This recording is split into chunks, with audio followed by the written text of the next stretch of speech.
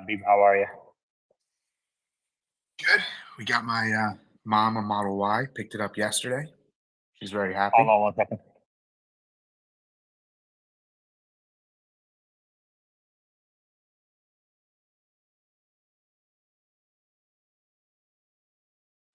Can you hear me? Yeah. Oh, man. Can you talk again? Yeah. Can you hear me? No. This is so fucking weird. Hold on, I'll be right back.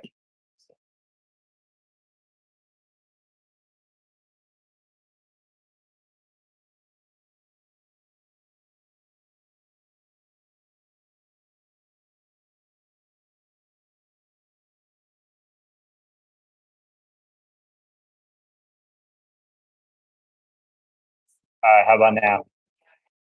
Yep, I can hear you. Yeah, but say something. Can you hear me? How we Yeah. doing? All Okay, right. sound We good. ready to get this space going? 3 minutes late? What's I up with know. that? I know, it's ridiculous. It's like every single time. Mr. Achieving for Perfection. Yeah, I'll get there. Anyway, what's going on? Nothing. I was just started saying we got a Model Y for my mom. We picked it up yesterday. She's loving it. She's got the FSD for 3 months for free.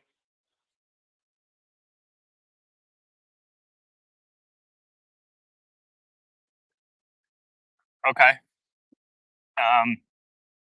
For your mom? Yeah, for my mother. Did you see this Rivian news? I saw earlier that someone from the government was going to go make a visit to the plant. Yeah, they announced a let's see. It says Rivian to receive $827 million in Illinois state funding incentive package from the state of Illinois Department of Commerce and Economic Opportunity, which will allow the company to expand operation at its plant in Normal, Illinois. And Rivian stock on the news is up about 10%, or was about. Now it's kind of pulling back a little bit. What do you think about that? So instead of doing a share offering, they just got money from the government this time. Well, it says incentive package. I don't know what that exactly means, but the person who let me know said cash, but I don't see anything in the press release that says cash. So maybe it's just tax incentives. I don't know. Yeah, I've been seeing a lot of Rivian vehicles around, hearing people talking about them, and we've debated about Rivian and its chance of continued survival for a while here together as a group. And maybe temporarily going to be able to continue to produce vehicles and bring some of their costs down, but ultimately it looks like in a far, far future we're going towards a world of full autonomy when it comes to driving. And I think that's really what it's going to be about. It's not going to really be about if your EV is bigger or better shape. It's going to be about autonomous driving. Do you think the Illinois Department of Commerce knows that? The Department of Commerce, to some degree, their goal is to, help Anyway, I was just joking. foster. ACDC. Yeah, man. I just wanted to share that. So I'm from Illinois. So this is just a part of offering incentives to create job opportunities and to promote, the EV industry by the state. But it's kind of like the CHIPS Act, just because they're giving you money doesn't mean that anything is going to be successful. And the result of this will yet remains to be seen. So I don't think this is any big news like that. I mean, this is just incentives. Is it cash? I didn't read the details of it, but I think they've had some operations in Normal before, and this is expansion of that probably. But this is like nothing Yeah, new. yeah. The article says, let's see. The funds from the incentive package will go towards expansion of the plant, improvements in public infrastructure, and job training programs for Rivian's workforce, leading up to the company's production of its mid-size SUV R2.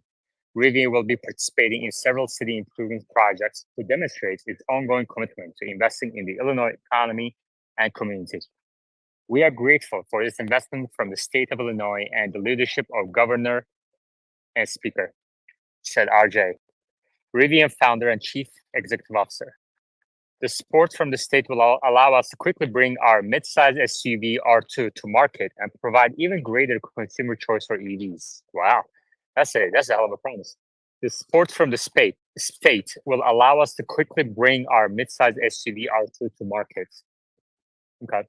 Governor has always been a strong advocate for providing economic opportunities for Illinois residents and business owners alike. We look forward to continuing our close partnership and building upon the success we have enjoyed. Illinois is positioned to be a powerhouse in this market for years to come, bringing quality jobs and revitalizing communities across the state, said the governor. I want to thank our partners at Rivian, who have doubled down on their investment in Illinois. Together, we're taking a tremendous step forward for our EV ecosystem, for our economy, and for our state. Each and every dollar invested in this market is a win for the working people of Illinois and brings us a step closer to meeting our ambitious climate goals. Company announced in March that production of the R2, the company's much anticipated mid-size SUV, will begin production in Normal, Illinois manufacturing facility. This new vehicle will deliver a combination of performance, capability, and utility in a 5-seat package optimized for big adventures and everyday use. Platform will underpin R2 vehicles. The existing plant in Normal will continue to produce R1S, R1T, and commercial electric delivery vehicles, and updates to the facility will begin in the coming months. Rivian has invested more than $2 billion in Normal. In just 3 years, Rivian has also generated a value add of over $3.9 billion to the local economy, which has brought increased development to the area. Since the production began in 2021, Normal facility has manufactured over 100,000 EVs. Interesting.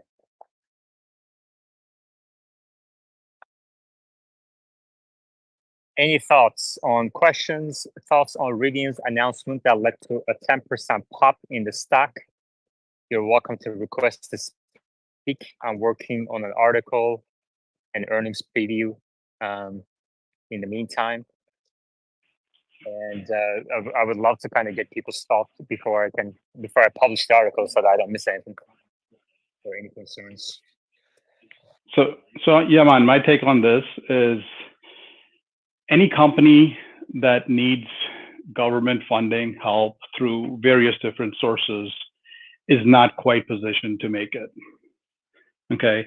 Tesla established itself without any of this stuff. Yes, they got some of these things later on and it helped like it helped everybody else, but you have to be able to stand on your own feet and make a profitable car, So, I mean, and as far as Illinois goes, Illinois is one of the third worst state in its fiscal standings.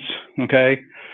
So it's not really a vote of confidence that they're just throwing some money over maybe something that may never even be able to be achieved, But yeah, I mean, in the short term, it's good news for Rivian, and I think that's why it's getting a pop for the stock, maybe a vote of confidence in the R2.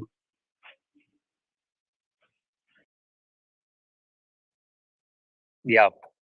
What do you think is the probability that the company survives the next 12 months without filing for bankruptcy? Well, I'm not sure. I think their core business, they can always fall back to the delivery vehicles and stuff, and they have some good contracts for those. So it could be a different looking business, where they pair off their,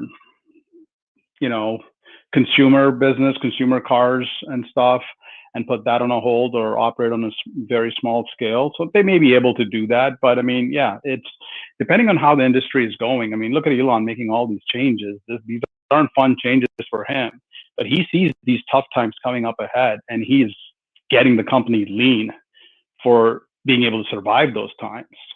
So if these things continue as they're projected, companies like Rivian are going to really, really struggle.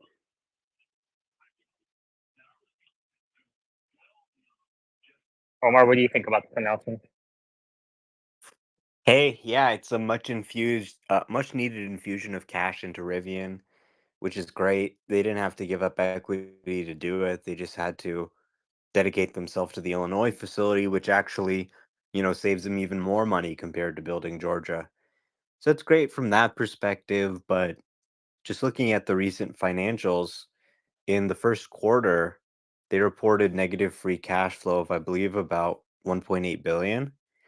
So, if they continue to burn cash at that pace, or even, expand the rate of cash burn to tool up for R2 at the Illinois facility to keep their end of the deal, then this could last them 30 to 45 days.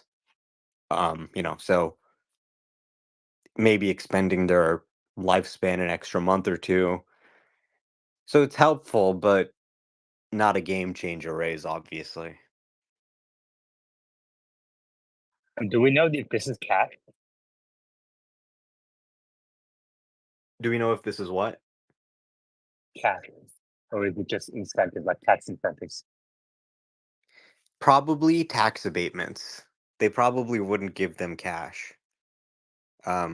Locals would probably be upset about them giving $1 billion in cash. So I would guess it's tax abatements, which are real in the sense that you have to pay taxes every year. But I'm not 100% sure. Let me look it up.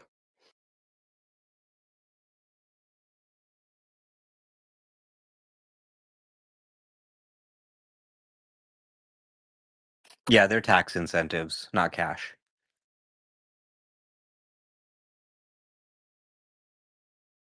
So it doesn't change anything then. I mean, I generally focus on income statement analysis, This but is a 30-year but package but of tax incentives. oh wow, So they're okay, not even going to be alive 30 years, most likely.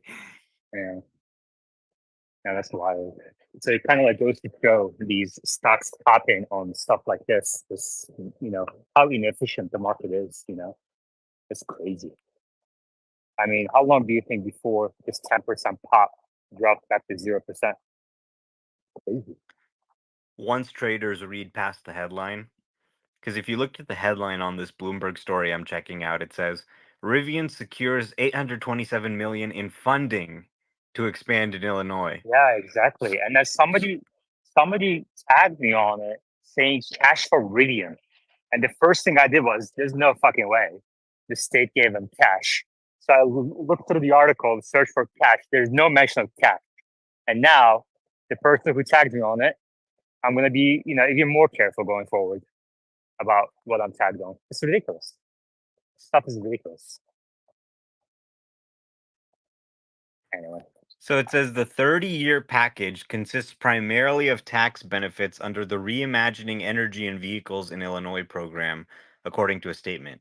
Rivian is set to receive 75 million in capital funding under a separate state initiative. The automaker also announced a state package. The incentives underscore the financial benefits, Rivian said, blah blah blah. So essentially it's a 30-year package. So it sounds like a lot. Okay, $827 million. Wow. If you divide that over 30 years, it's only 27 million a year.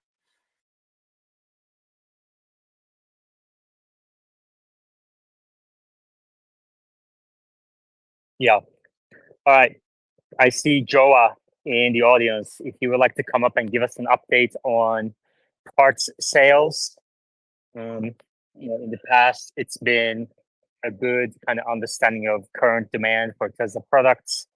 I really enjoy his and kind of like overview of by product, by region, kind of insights and sort of the insight that he can provide to the space that would be appreciated. And let's see if Wes wants to come up, we can maybe touch on Qualcomm earnings or the upcoming NVIDIA earnings. Super Micro announced earnings, as I just published some of the article on that company. Super Micro, which is kind of a supplier to or partner or supplier with NVIDIA. If Yoda wants to come up, we can talk about that. Supermicro beat bottom line earnings, and unlike AMD, they actually don't make that much in non-GAAP adjustments to the bottom line. And the revenue was in line with expectations. Bottom line beat guidance, they raised by 9%, or they raised an above 9% consensus estimate for guidance Supermicro, but the stock dropped 20% since then. So one wonders why. And I think it's because the market is finally waking up to the bubble in these chip makers and the ancillary companies. So obviously the big whale is NVIDIA. That earnings announcement is going to come, I think, next week or the week after. So I'm working on an article for that one as well. I really enjoyed kind of getting to know this industry at a deeper level. I think it's really cool to kind of understand over time how these companies fit into each other. ACDC, do you have a position in chip makers, bull or bear? In chip makers, no, not right now. Omar, are you still holding on to your NVIDIA? Yep, still holding the same position. Haven't sold. Yeah, NVIDIA stock actually is flat in the last month or so, in the last month or two. So it was surging, then it stopped. Everything else came down. NVIDIA is staying elevated. What do you think they're going to announce? I have no clue, to be honest.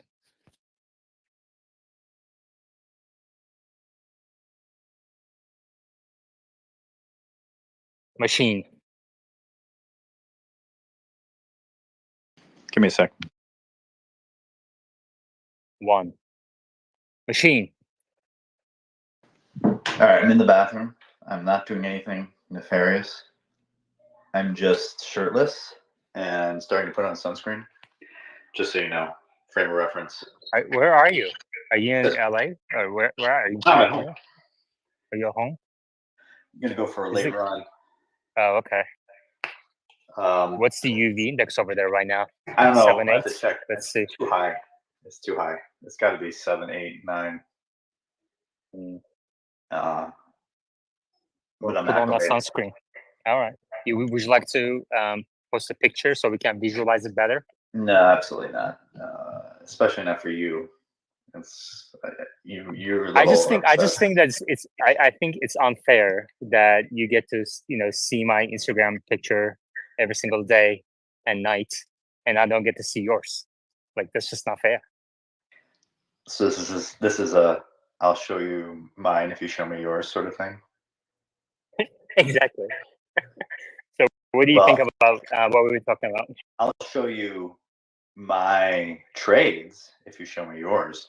My trades are, after Meta had their earnings last week, talking about how much more they're going to spend on compute, and Tesla, of course, reaffirming their spending on compute. Your thesis that people are suddenly going to drop like flies in their purchasing of NVIDIA H100s or H200s. It doesn't seem like it's going to be happening anytime soon. So, I bought NVIDIA calls last week, and then SMCI, dropped, but their earnings and their forecasts still going to be higher in the next coming quarters. They just had some advisory on their gross margins might dip a little bit because of the cooling equipment costs a little more this quarter. But they're still forecasting a growth in their EPS. Their run rate right now of EPS, their PE ratio is going to be like 29 or something. This is not like some egregiously overvalued company. And so I bought some SMCI stock yesterday. So I think, people are afraid that these things are overvalued, and they may well be. This may be the top, but they're not. There's nothing egregious going on here. These stocks might go down, as things top out or the market tries to foresee in the next year or two that there's going to be a decline. But right now, I think there's still potential upside.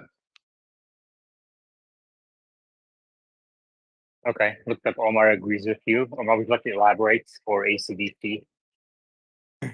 Yeah, the market seems to believe that we could be seeing sort of a slowdown or the end of this sort of shortage cycle. They're fearing the worst, but pretty much every earnings they've underestimated the fundamentals of the company.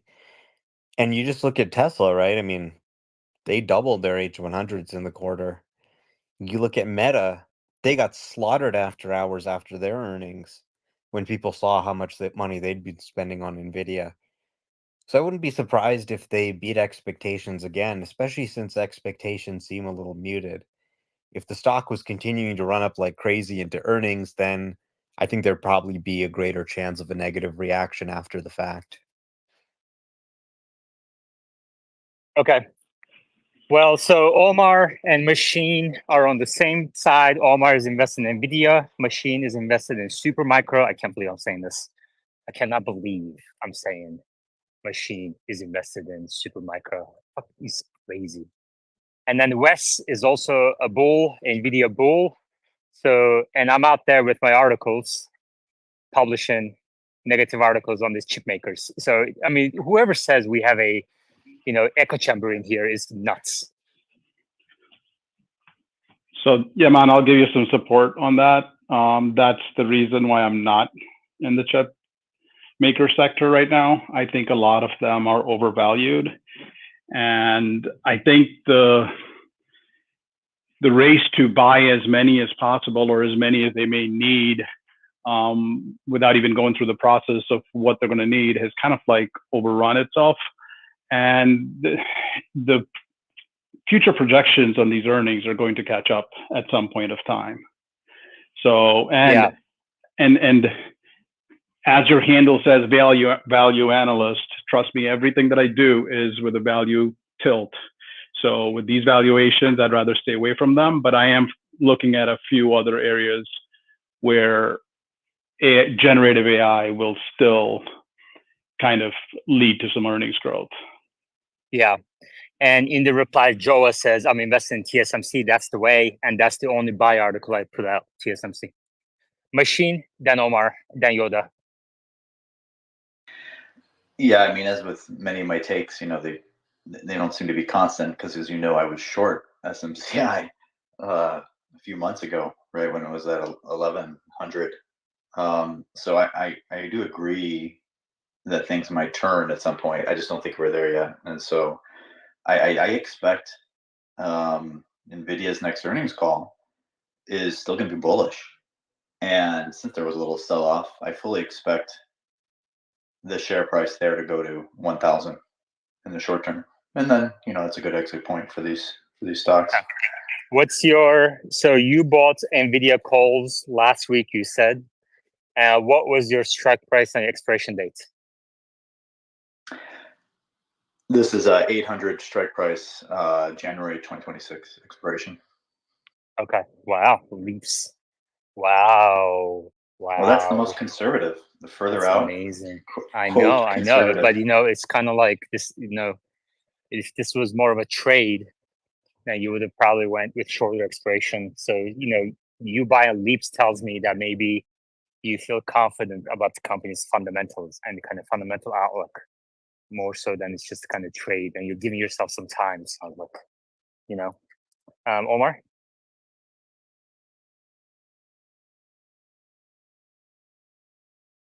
Sorry, I was writing a tweet. I was just going to say that it's ironic that Machine was shorting Supermicro because I heard that's also what his wife calls his penis. I could see that one coming. I could see it, but it was a good job. Yeah. You're saving that one. Is this your first attempt from your mama joke? That was your penis joke. Yeah. Oh, yeah, your penis joke. Omar, did you talk to the secure TSA agent who patted me down? Is that what this is about? Yoda. Wow, this is quite the space.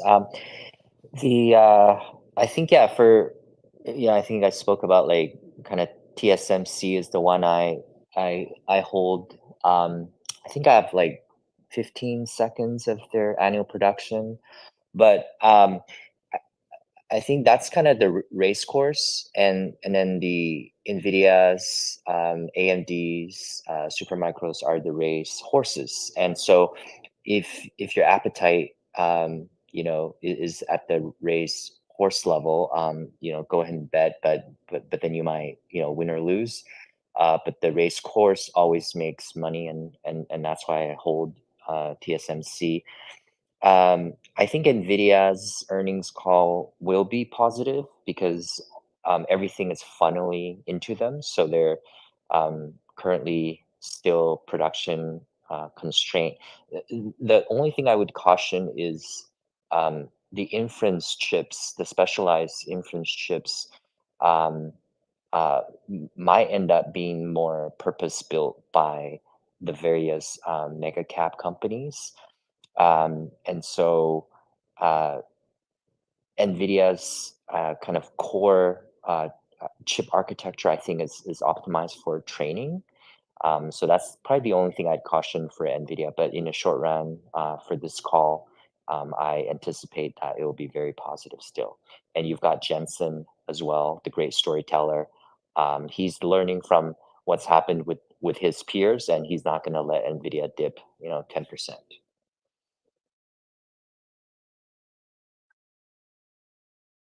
Okay. ACDC. No hands mode. No hands mode. So yeah, man, on that topic of looking at some of these other names here, especially in related to the AI space, I came across a article recently from CSRA Research, which I use quite a bit, talking about the generative AI effect on Ethernet switches and the companies. So they're talking about basically that all these GPUs that have been bought, and when they are going to be put to work, they're going to need to upgrade their networks. Okay. And that's why the next push will be, like as they go into more compute and more training, they need to do a network upgrade, and companies that are providing this, such as Cisco, Juniper, Arista, those are some of the ones that they listed. I can send you that article. I don't want to post it here. It's I can send it to you in private. But it was very interesting. So I wanted to get take of somebody from the technical side as to how important that is into the actual network space.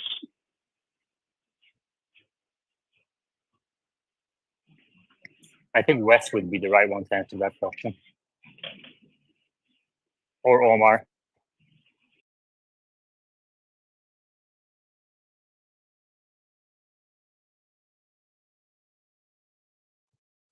All right, so we're talking Nvidia or surrounding companies, or we can talk about Rivian, the recent news, which we talked about earlier. If you want to listen to the Rivian part, you can go to YouTube and rewind while this is live, or you can come up and ask a question, share your thoughts, etc. ACDC asked Omar. Did you hear the question? Yeah, I think he was talking about networking, but I wasn't sure which company he was talking about, how important they were to networking. Yeah, so companies like Cisco, Juniper, Arista, basically the article talks about how important it will be for a lot of companies who have bought these GPUs to also upgrade their networks to keep up with the gigabit scaling and so on forth. I mean, networking equipment is generally important when you're building a data center, but for these NVIDIA clusters, they sell a lot of their own networking. They don't use gigabit Ethernet. They have a technology they call, I think, InfiniBand or something, and it's actually better than the traditional networking equipment. For example, some of the switches in InfiniBand will actually do operations in the network fabric. So let's say you have an output of one process that's in, one format, and you need it in another format, you need to square root it or something. That can be done actually in the networking fabric as it's being moved from one GPU to another. So a lot of these big H100 clusters, the DGX H100 clusters that are going up, like Tesla's, for example, they're using InfiniBand networking. So a growing portion of NVIDIA's revenue is actually not just GPUs, but the networking to go along with these DGX systems. Okay, but so these are the GPUs. You can actually use gigabit networking with, just standard Ethernet with H100s, but most people who have the money to spend tend to use the InfiniBand.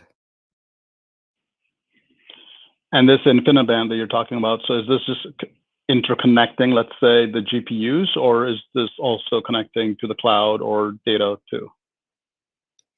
Yeah, so this is only between the GPU cluster, so obviously you'd still need Ethernet to probably get between the cluster and other stuff and, egress out of the data center. So I think there's going to be some growth for companies like Cisco and, Palo Alto Networks and others who provide this sort of networking infrastructure for data centers. But, these are typically, uh, pretty old companies.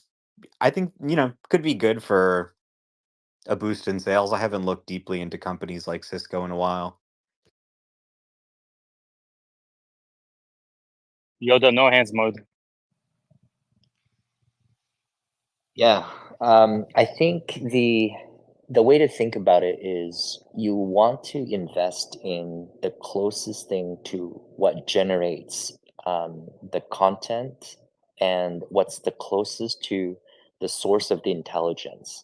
And so, in that context, maybe the wires, the networking equipment are sort of doing the transfer and doing the linkages, but they're not sort of core to the generative um, capability. Uh, Kind of long story short, I think NVIDIA's advantage is not only just in the design of the chip, but also in the ecosystem that they've created, from CUDA to the InfiniBand that Omar talked about on the networking side, and that vertical ecosystem, that vertical integration is going to become a moat. Why would a developer not want to, use their hardware and software to create the infrastructure for it for AI? And then you maybe want to balance that with a hedge on a manufacturer like TSMC, that if technologies were to shift from training to inference, um, uh, you know that would be a good hedge. And the fact that, let's say, if you believe that Dojo and purpose built infrastructure like Dojo will take off, then look at who's manufacturing Dojo. It's TSMC. So I think those are things to look at.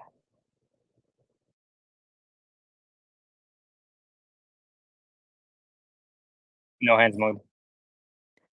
I took a relatively small position recently in a fund of electric utilities. I see this as something that has the possibility, with the expansion of data centers and with the expansion of electrification, beating expectations long term. ACDC, does Yoda's answer and Omar's answer answer your question? That provides a lot of insight, definitely. So, yeah. So what did you take away? My takeaway is that it's not that easy of an equation. So I am, like I said, I literally just got this research report, so I want to dive into it a little deeper and to see exactly. But they've got some pretty good revenue projections. So they have the core switching business, and then they have the AI generated business adding to the switching, like as a good top line. And but this definitely helps in terms of distinguishing it. But to Omar's point, looking at utilities, the other thing that came across me to me a couple of days ago was actually some of these industrial cooling companies. And the talk is that I think we've also talked about it here on Tesla Live, that with all this computing and GPUs working, there's a lot of need for cooling power to be needed, and a lot of these companies are going to be need or are going to need to upgrade their cooling systems and stuff. So Yeah, and ACDC, I think part of why Tesla itself is very compelling at this inflection point is that it is made up of, a batch of startups in all the spaces that we're talking about. And so, whether it's on the AI inference side, the training side, on the hardware chip design side, Tesla is participating in all of those areas. Now, in particular, as money move away from the bubble of perhaps chips, it's going to look at AI applications. And again, Tesla is one of the the largest AI projects and so therefore application going forward. And so that's the way, at least I look at my investment is that you're, technically investing in several areas, including energy that you talked about.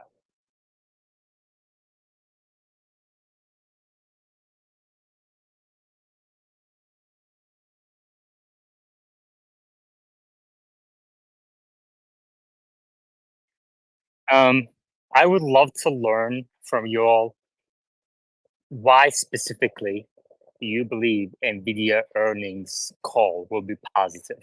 Why you believe the results or the guidance or commentary will be positive on the earnings call? Anybody who wants to start?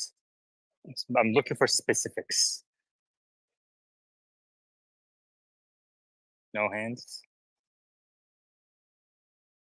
Well, if the call is good, I would expect that they have strong top and bottom line growth. I mean, we have really seen an incredible growth story here in the data center business, which is now the vast majority of their business.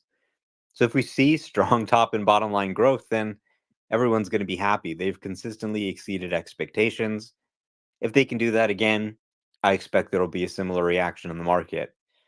Now, if we see any sign that this position they've had while there's been a shortage of training compute is eroding, slower growth, less profitability, maybe more supply or alternatives like Intel's Gaudi and AMD's chips coming to the market, things like Microsoft's own training chips and Tesla Dojo. If you start to see that in the earnings statement, then people won't be happy. But things can start happening on a small scale. For example, Microsoft launching their own chips, Tesla launching their own chips, without it becoming apparent in the P&L right away for this quarter. So it's unclear whether that'll have any impact or not. Probably my default base case assumption would be that they continue to show just eye-watering year-over-year growth. Yeah, I forget what was the first company that came out with the COVID vaccine, but essentially we're at a point where everyone wants the COVID vaccine, and the first company that produced it, is out with the product. Now there's going to be the second, the third, the fourth, the fifth, and some of those are making their way into the market, but you're still at that, just at that very initial first inning for NVIDIA. Everyone's demanding their current gen and then their next gen products, or the de facto. Specifically, it's due to the ecosystem, the existing client and developer base that they have.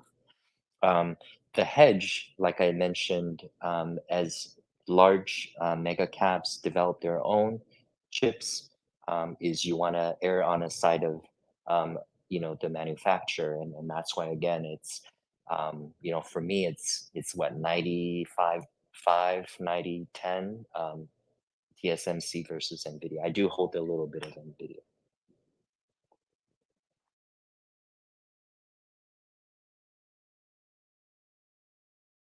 Wow. Yoda, Machine, Omar, Wes, all NVIDIA investors. This is wild. I mean, except for Tesla stock, I don't think we've had this much consensus on any company. What does Tesla make FSD out of? NVIDIA. Yeah, Who I don't makes think that's- NVIDIA chips? NVIDIA chips, absolutely. They're trying to move off them, but today, every FSD release we get is brought to you by NVIDIA. Made by Oh my God! TSMC. Come on, come on. And What is- I would- It's true. my I would God. say That's why I bought the stock. yeah, and I would say if the CEO is not Taiwanese, just be careful.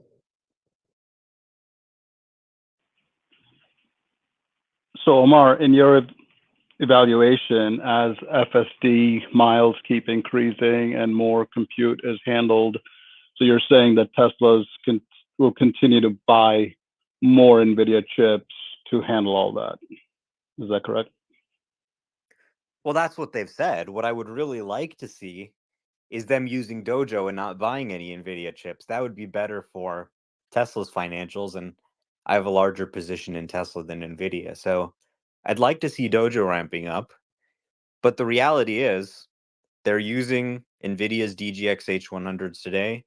They're going to continue to expand, double their compute capacity again throughout the year to 85,000 H100 equivalents. And they're not stopping the orders yet. So when they actually do stop the orders and they say, you know what, we're building out Dojo, that's, meeting all our needs, then maybe I look at my NVIDIA position again. But for now, they're still putting new orders in. And Omar, I Machine. sleep better at night because Dojo is made by TSMC. And so if you just add a little bit of that in your portfolio, I think you sleep better. I Machine. do have TSMC, but it's a lot more, it's a tough business that they're in, right? NVIDIA's got an easy business. They don't actually have to make the chip. They just design it and, assemble these boxes together. What TSMC has to do is very, very challenging. I mean, they have a slogan in chip making. It's not rocket science. It's harder. Can I go now? Can I finally? You just, oh my gosh, like, what do you need? Do you need an invite? It's no What do hands you mode. need? Do you need, yeah, exactly. Do you need like Fine, I forgot. So I like what. glossed? Do you need like Yes. glossed invitation? Oh my God, Do you want to RSVP? I think I deserve. Do you want a red carpet, like a virtual red carpet before every time you Invitation. speak? Yeah, that sounds about right. I like what Tesla Yoda said about. I'm just so distracted now about the comparison to the coronavirus vaccines, because those things took like a year to turn around, and this whole fear, rightly so, in that case. Well, other people are going to start making the vaccine, and as well as once everyone gets the vaccine, like how many more do we need to make? And still, mRNA, Moderna, went on an unbelievable run for like half a year. And NVIDIA, the process to replace NVIDIA takes much longer than it does to replicate a vaccine. And so that gives these companies actually a longer runway, potentially. So I like that. I like what Omar said just about what expectations are for the earnings. And lastly, I do agree that, Jensen, this guy really rocks the leather jacket. Elon Musk looks sloppy in it. He really needs to get in shape. And I do agree, having the Taiwanese leaders is something I look for in companies. The only problem is that when I went to Taiwan, I didn't see any Thai food, so I was kind of disappointed. I didn't understand.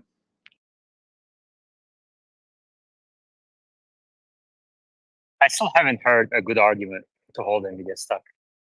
Sorry, guys. You guys are all kind of like comparing. This is reasoning by analogy.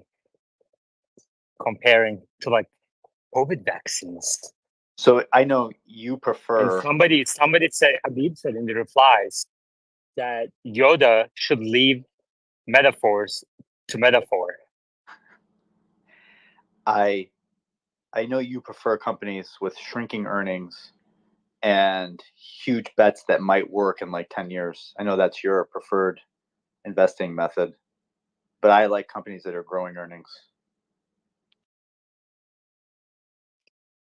Do you know Supermicro's PE ratio? Go. It's like under 50 now. I believe trailing 12 months. Good job. Good. And you think that's justified? Nice try. I mean, you're not that. I know your IQ is a perfect 100, but I think you could understand that the trailing 12 months doesn't really useful when there's massive growth because you're accounting for quarters where there's much smaller earnings than there are now. So if you looked at the current quarter and look at their PE ratio that's annualized, it's like 29. So if you're going to tell me a company printing earnings that their PE ratio is 29 is vastly overvalued, then I'm probably going to disagree unless their market is in one where the nominal PE ratio of other companies is like 10, right? Which is usually what people do with Tesla, right? They compare it to automotive companies whose PE ratios are abysmally small and theirs is much higher. So I'm like, there's an argument, I guess, that if you thought all of a sudden this company who's running at a PE ratio of 30, the market just decides that they should be at a PE ratio of 10, then that could be a massive reduction in value. But I don't see that yet. The earnings are still going up, and I think that just kind of gives a limit on how much it can drop. I'll make a coffee bet with you. That Supermicro has seen its peak. Okay, I'll take it. Wait, okay. Its right. peak was, what was it, 1100 something, right? Yeah, we'll look it up. Yeah, we can just say it won't make another all-time high. Yeah, I'm not like highly confident on that, but I'll go with it. I'll go on that. That's like a reasonable bet. The peak was 1188 on March 13. March 13. Correct. And when was my article? Let's see.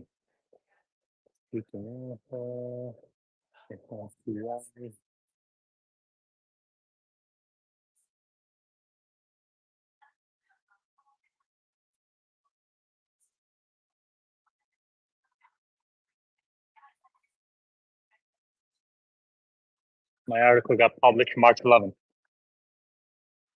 I'm telling you, these articles have been published. They mark the top on these stocks, both NVIDIA and Supermicro and others. All right, we have a coffee bet.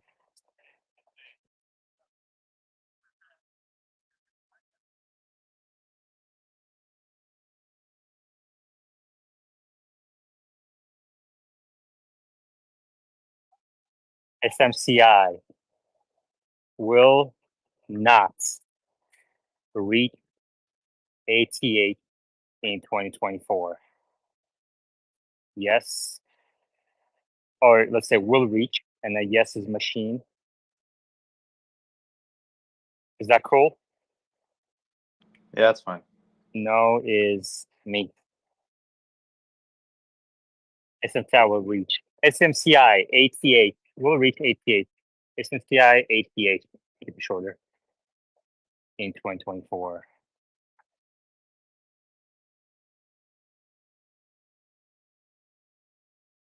I can just say new ATH.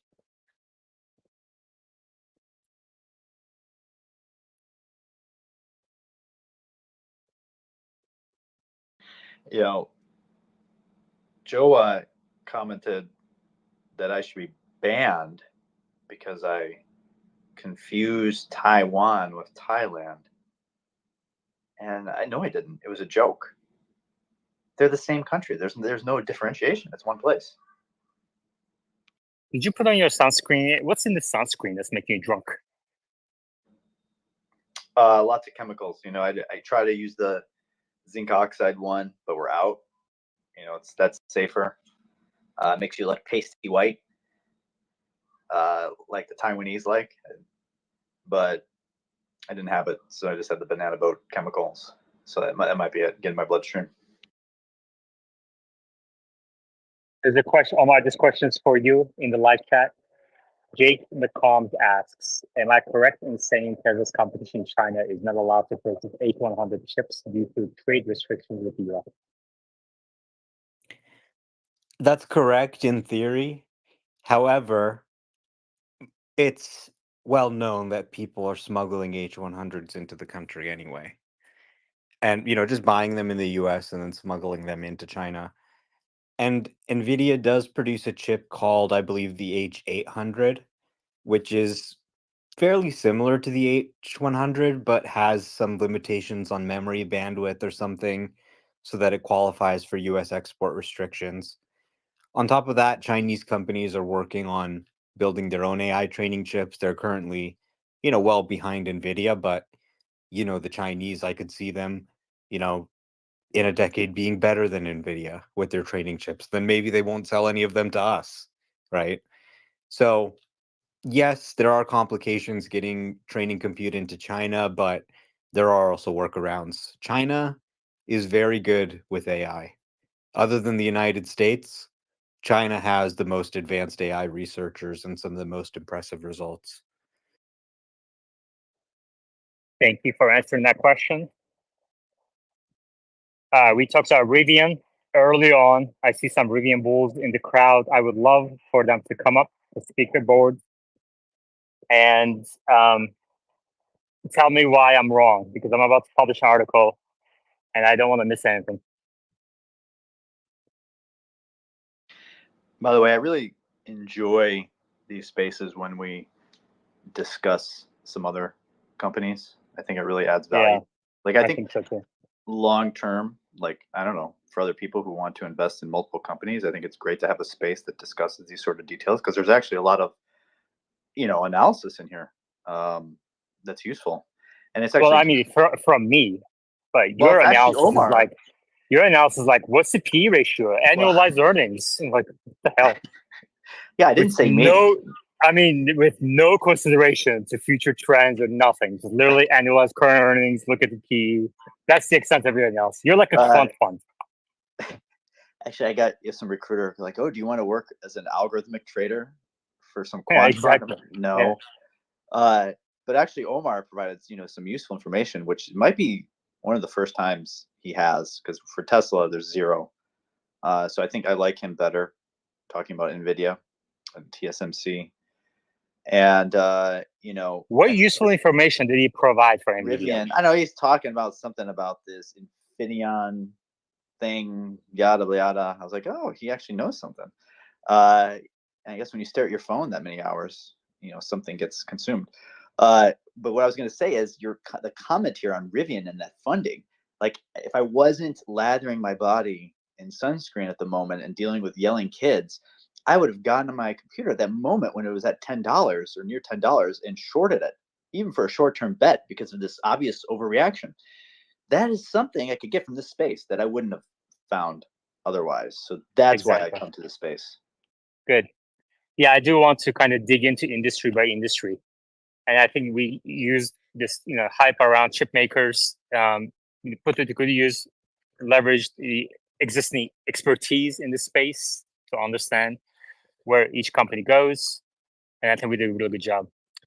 And I'm looking for more industries. So we have automakers covered, we have chip makers covered, and other industries that people are willing to, maybe like utilities. Omar just mentioned he bought a bucket of them. So maybe we can dig into that some more because it also relates to Tesla. And it's kind of like, kind of spiral out our knowledge base that way. Machine? Yeah, eventually we can look back at your enterprise, Tesla Live. And if I give it a P ratio of 50, then it's still worth probably, $50 since you don't really make anything. But, one day you might be worth $100. Thank you. Billy? The nicest thing someone has ever said to me. Yeah, just wanted to respond to a comment Machine made when he said he wants to buy something that has EPS on the rise versus something like Tesla that has EPS falling. Well, if you look at NVIDIA, the best time to buy it was, October 2022. Their EPS was plummeting from almost $4 down to $1.50, $1.70, I think it hit, trailing 12 months. And the EPS actually didn't bottom until well after the share price bottomed. And so when you're investing, you need to be able to see the future, not the past. And so if you look at something like NVIDIA, most of its run is behind it. You need to be looking for the next wave. Who's going to use those chips to create valuable software to increase the value of their enterprise? I think that's clearly Tesla at this point has much more upside than NVIDIA.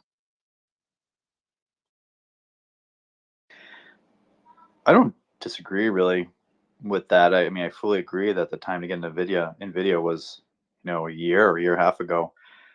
In theory, if you could see, with ChatGPT and all that, these companies starting to purchase more, that you would have timed it perfectly.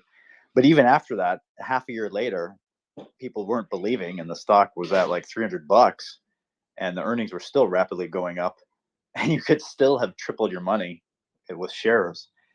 And that would have been, basically the most conservative period of time to invest. And for Tesla, you're right. It could be, there's still risk. It could be the best time because you expect earnings to go up. And ultimately they will. It's just more about when, in my opinion. And the whole FSD train is uncertain when that's going to hit the bottom line in a significant fashion, outside of just incremental margin boost from FSD. When robotaxis happen, obviously no one disagrees. If robotaxi happens, like that's a monumental earnings boost. But that still may be a few years away. So trying to time exactly when it's going to happen, I think there's still some uncertainty. But I don't disagree. Like, I think NVIDIA is nearing the end of its run.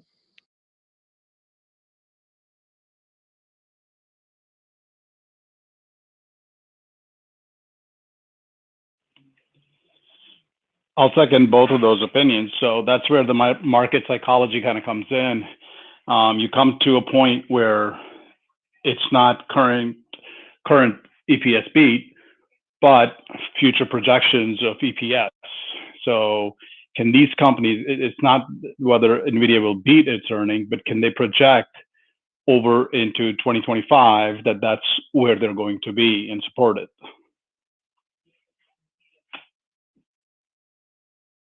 Yeah, I mean, you can clearly see the difference between somebody who's done their financial analysis and think from DCF perspective versus somebody who's gone to way too many Las Vegas casinos, put on a lot of sunscreen in 100-degree weather. Do you know who this Billy guy is, Machine? He comes into my macro space yesterday and he hijacks our macro space with Rivian talk.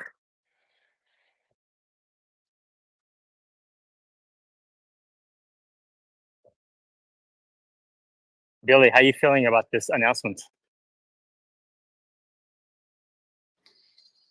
Yeah, I think it's really good for the company. It puts them in a better cash position to build out their Illinois plant to start the R2 production there. And so obviously it's a very positive development, and it only solidifies my belief that the company will make it, they will survive, and they're going to be a successful business.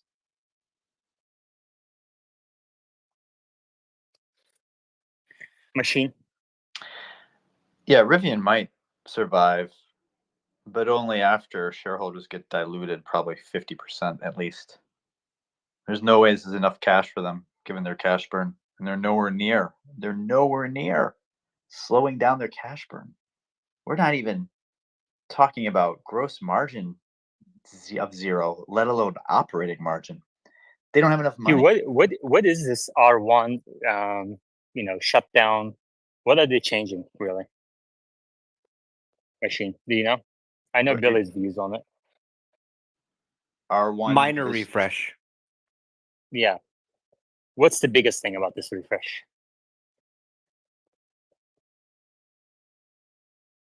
I don't know, to be honest. I think like some minor, visual changes to the exterior, something like that. Yeah. And EV9 sales are ramping. EV9 production in the US is about to start. EV9 is a direct competitor to R1S. And R1S resale values have been declining in the last few weeks, kind of like R1T was before they said, "Oh, we're going to switch the lines to R1S." So I don't know. I think Machine would agree with this, but I think this whole shutdown thing is more about restricting supply than any sort of refresh that's going to lead to some sort of a surge in orders. Billy, I see Cybertruck as being competitive as well. do you think Cybertruck will take orders from R1S? I mean, R1T is I already think there. that a R1S or R1T buyer or a Cybertruck buyer, they're all possibly in consideration for the same buyer. They're not, the exact same vehicles, but there's definitely going to be some cross shopping, I think. Machine, No, I am no, going. no. RJ said the Cybertruck does not overlap with R1T consumers. So obviously, logically, then it would also not overlap with R1S. And by the way, I feel like Billy Bob Joe, he kind of sounds like RJ. RJ, don't you have a job to do? Can you get gross margins 0 at least, please? Dude, if RJ says one more time, like if they say on this earnings call that they're going to get gross margins to 0 by the end of the year, I'm going to be shocked. Like I was surprised last quarter, to be honest with you. But if he says it again this quarter, I'm going to be super shocked. Double shocked. Shocked Rivian, squared. Rivian has an advantage right now in that they have supply available for deliveries. You can just, pick up a delivery of an R1T or R1S pretty quickly. They've got good lease deals, which you can't lease a Cybertruck. And they're actually cheaper than the Cybertruck right now, significantly. So a lot of people, I think, cross shopping might pick an R1S or R1T for that reason.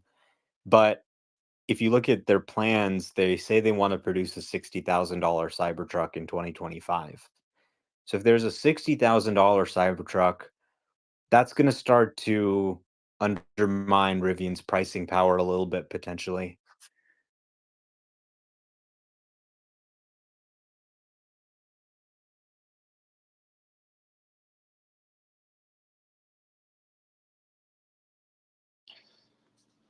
What pricing power?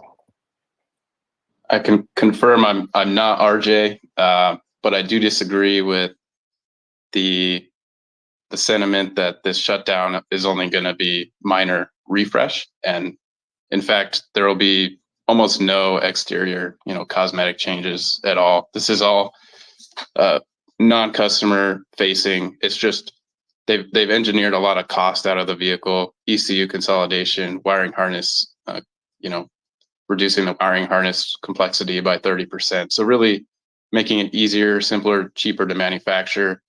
They're also changing out hundreds of components because they had to get supply in 2020 to start production, and it was a terrible time to be trying to get supply for automotive parts. They had to really overpay for many of their parts that they're finally going to be replacing with competitively priced components. So I think that's why they've guided to positive growth margin by the end of this year, and we'll see if they can achieve that. Do I have a coffee bet with you on this? Sure. Yeah. By the Q4 earnings report that comes out in early 2025, positive gross margins there. I'd be willing to bet that. Okay.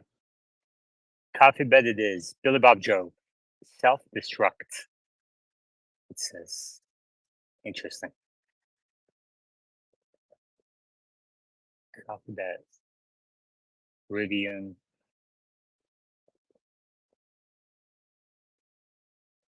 Gross margin. Below 0% in Q4. Or we say above, and then we'll put you as yes.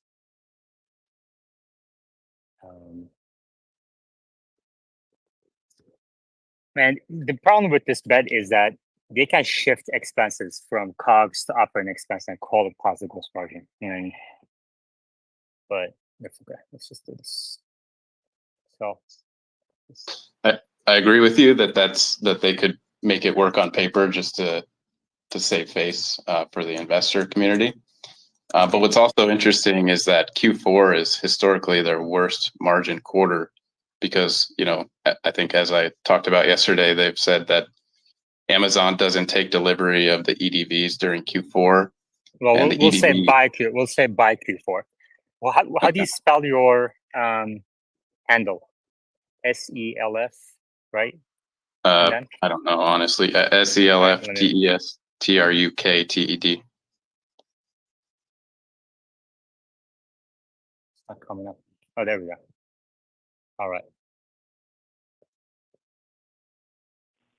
Can I ask you something? So this quarter, they said, Amazon doesn't take delivery. Have they said that before in a previous Q4? They have, yeah. Okay. When?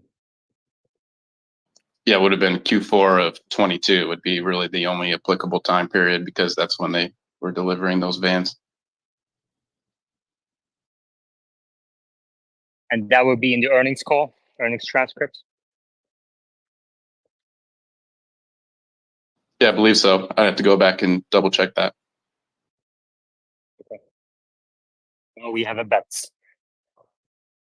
Do you have a position in the chip makers?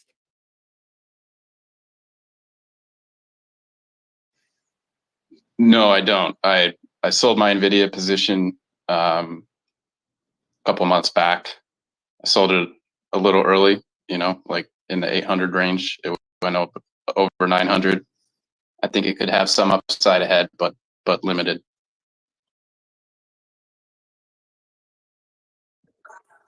All right.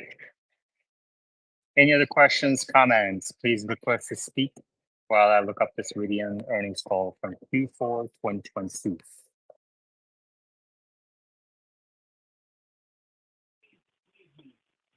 Yeah, man, would it be possible for you to do a survey for this space maybe? I mean, we've got a group of people from all across the country here, I guess, even internationally. But as far as the US goes, I would like to know, are people seeing more Rivian delivery vans or less? Because honestly, in my neighborhood, we started to see them and it's literally fallen off. I don't see any anymore. And a friend of mine recently told me that he saw a whole fleet of FedEx Rivians just literally standing there. So just because these people have signed up certain contracts and of course they're taking deliveries of it, because I think there are certain mandates that they also have to achieve to a dedicated EV delivery line or whatnot, but are they really putting it to use or is it kind of like not serving their purpose? That's what I would like to know by the survey, if possible. Yeah, I mean, I don't know if a survey would do it because most people in this space are not related to the company. But if somebody in the audience wants to come up and talk about it, they're welcome to do so. We have a handful of really involved in the space right now. They're just too shy.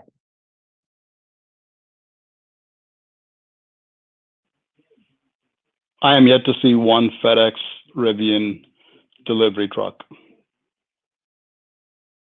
Yeah, Billy, I don't see it in the Q4 2022 transcript. I searched for Amazon. I searched for van. It's not here. Okay, they may have just started speaking about that recently. Then they may not have mentioned that in the past. To the prior comment, Rivian has no deal with FedEx. They don't make any vans for FedEx. Only Amazon, and that was an exclusive deal, so they could only build those vans for Amazon. Amazon had the first right of refusal for 100,000 vans. They did renegotiate that deal, and they were let out of the exclusivity provision.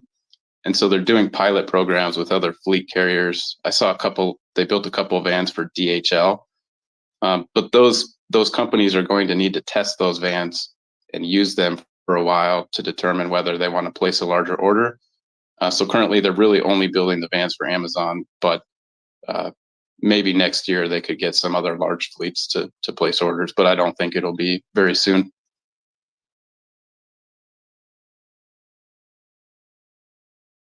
Did you buy a position yet, Billy? Last time you were talking, you're thinking about buying a position. I did not. No, I think I'll stick with my Tesla. If I'm going to own something in the industry, I'd prefer to own the leader. Similar to NVIDIA versus AMD, although a little different, but similar thought process. All right. Let's see. What else do we want to talk about?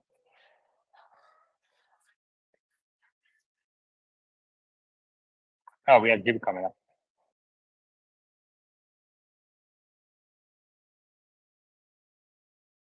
Jimmy. Yeah, Minnesota has a large majority of the Rivian Amazon vans. We see them everywhere. You don't see a regular Amazon van anymore. They're all of the Rivians.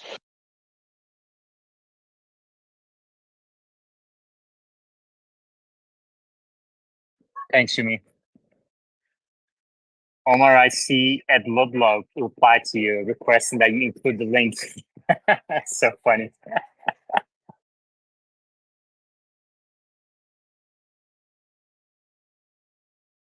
Yeah, I mean, I usually don't link to the mainstream media, just because they don't get clicks. But he's a Tesla owner, so I'll link to him.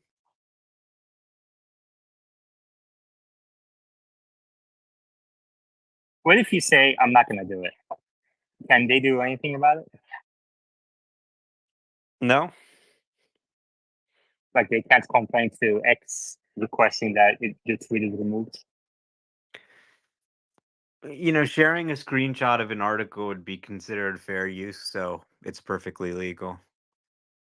But they obviously benefit more when I link to it so people can go there and read it and sign up for their thing and they can make money. Yeah, I saw a recent trend. Alphabet tagged me on something. CNBC viewership is declining very rapidly. I wonder why. Yeah, I mean, more and more people are just going to X. Like, you read a lot of these stories and they just have like a tweet, and then they're just like putting some words around the tweet. So why do I really need your biased interpretation of what this tweet says when I can just read it myself? You can just hear directly from people who are running companies, leading countries, whatever, directly on the internet, right? So the role of these intermediaries is definitely diminishing. And that's probably part of why they hate Elon so much.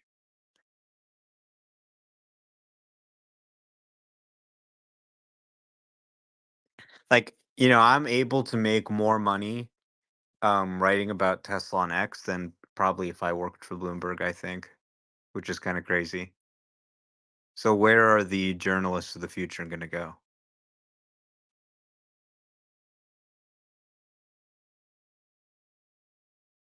Jimmy, how are you?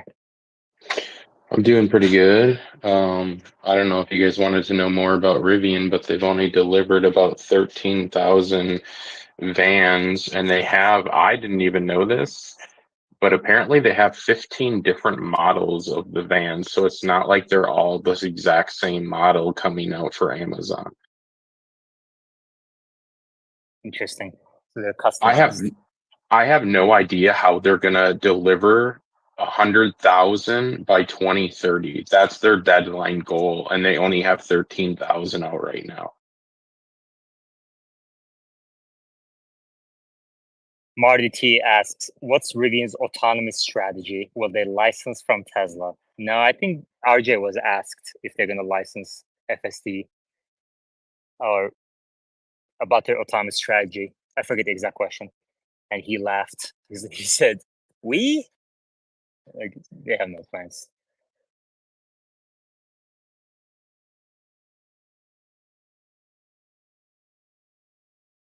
I think Tesla is really the only company that's attempting vision only.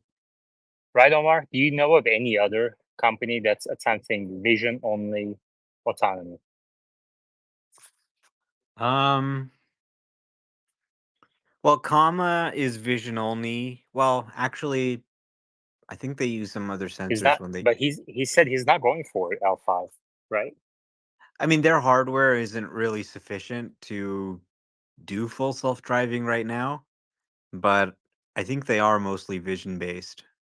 So, I mean, most like even like Mobileye that's very vision based, they also have like radar and lidar and HD maps as like add-ons you can add into the stack.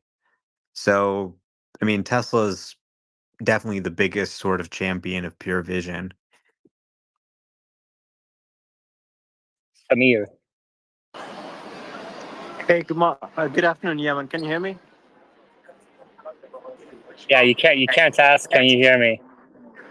Yeah, I can hear you. I apologize. I'm in a public space. I'm going to keep it brief.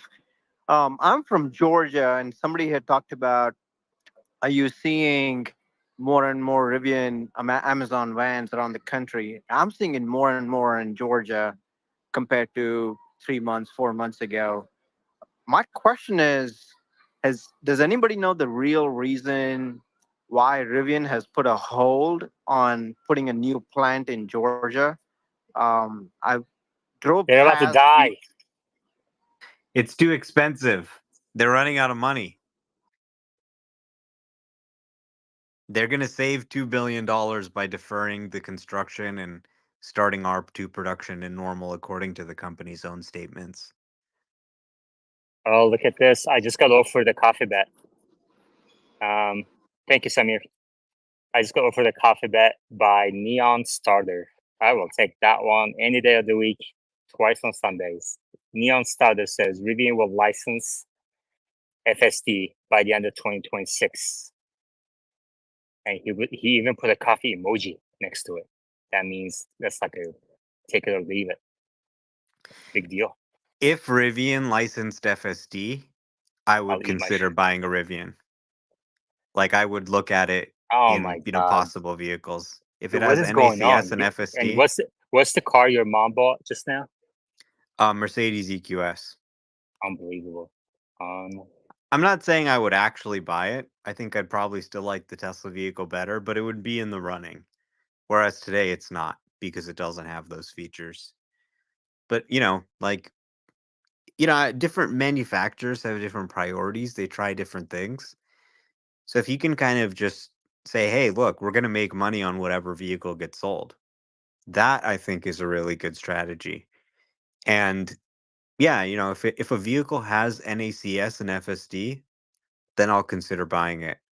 If it doesn't have those things, then I'm not going to buy it because I like using FSD. Okay. So EQS can't. What was your mom between EQS versus? Did she look at a Tesla at all? Well, so first off, she didn't really buy the car herself. My dad kind of just bought it. And we still have the gas Mercedes actually. We're like selling it or something. But he just went in there. So the the Tesla Model S is about the same price as the Mercedes EQS for a lease. Right. So it's a Model Less competitor, right? Yeah. EQS is, yeah. So she was like, I don't want to supercharge the network. No, she That's actually essentially what didn't she said. care. She didn't care what car she got at all. I mean, like, I think a Tesla, we would kind of have to teach her how to do it. It would be like a little bit of an adjustment for her versus like the Mercedes. It's just like the gas Mercedes. It has like a creep, for example. It doesn't have like one pedal driving or anything like that. And it's got like all the weird seat buttons and everything. Everything's kind of just the same. And we I mean, already that's have fine, but two. where do you charge it? I guess at home. Yeah, like she doesn't. Just kind of switching to charging for a second. I was in a space 2 days ago, a macro related space. Okay. And Tesla came up. This is when Tesla stock was surging and people were trying to figure out why it was surging. And they thought maybe it was because of the robotaxi stuff. So they started talking about robotaxi. So I requested to speak kind of just to answer some questions because there's a lot of nonsense being spewed. And this one guy who worked at Toyota or something argued with me that supercharging network is so profitable. He's like, oh yeah, it is so profitable. It's going to be this and that. I'm like, dude, it's break even. Relax. No, you're wrong. I'm like, really? And then literally 2 days later, clear strategy shift from Tesla, laying most, if not all, of the people off. And I kind of like want to find out that guy anyway. Um, Yeah. yeah. So basically, like, she doesn't take road trips. So we could just use the Tesla Model S or the Cybertruck if we wanted to take a road trip. But we already have two Tesla Model S's. So I think he's just kind of like, okay, let's try something else. Let's get a Mercedes EQS. And, it's kind of nice in a few different ways. It's interesting to look at a legacy auto EV and see what it's like.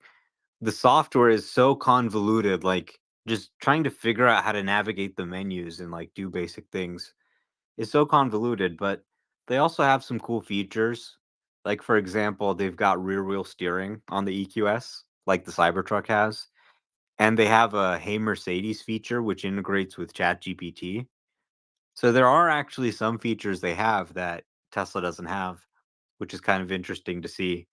But overall, obviously, I'd probably choose an EQS, sorry, a Model S or a Cybertruck or anything Tesla over Mercedes just because of the software experience. Like people think a Tesla is about being electric, but it's really just having a car with modern software that just does the things you need to do How, without frustrating you.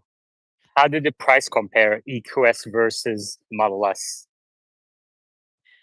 Um, let's see, what's Model S starting at these days? EQS was about Because I was 90,000.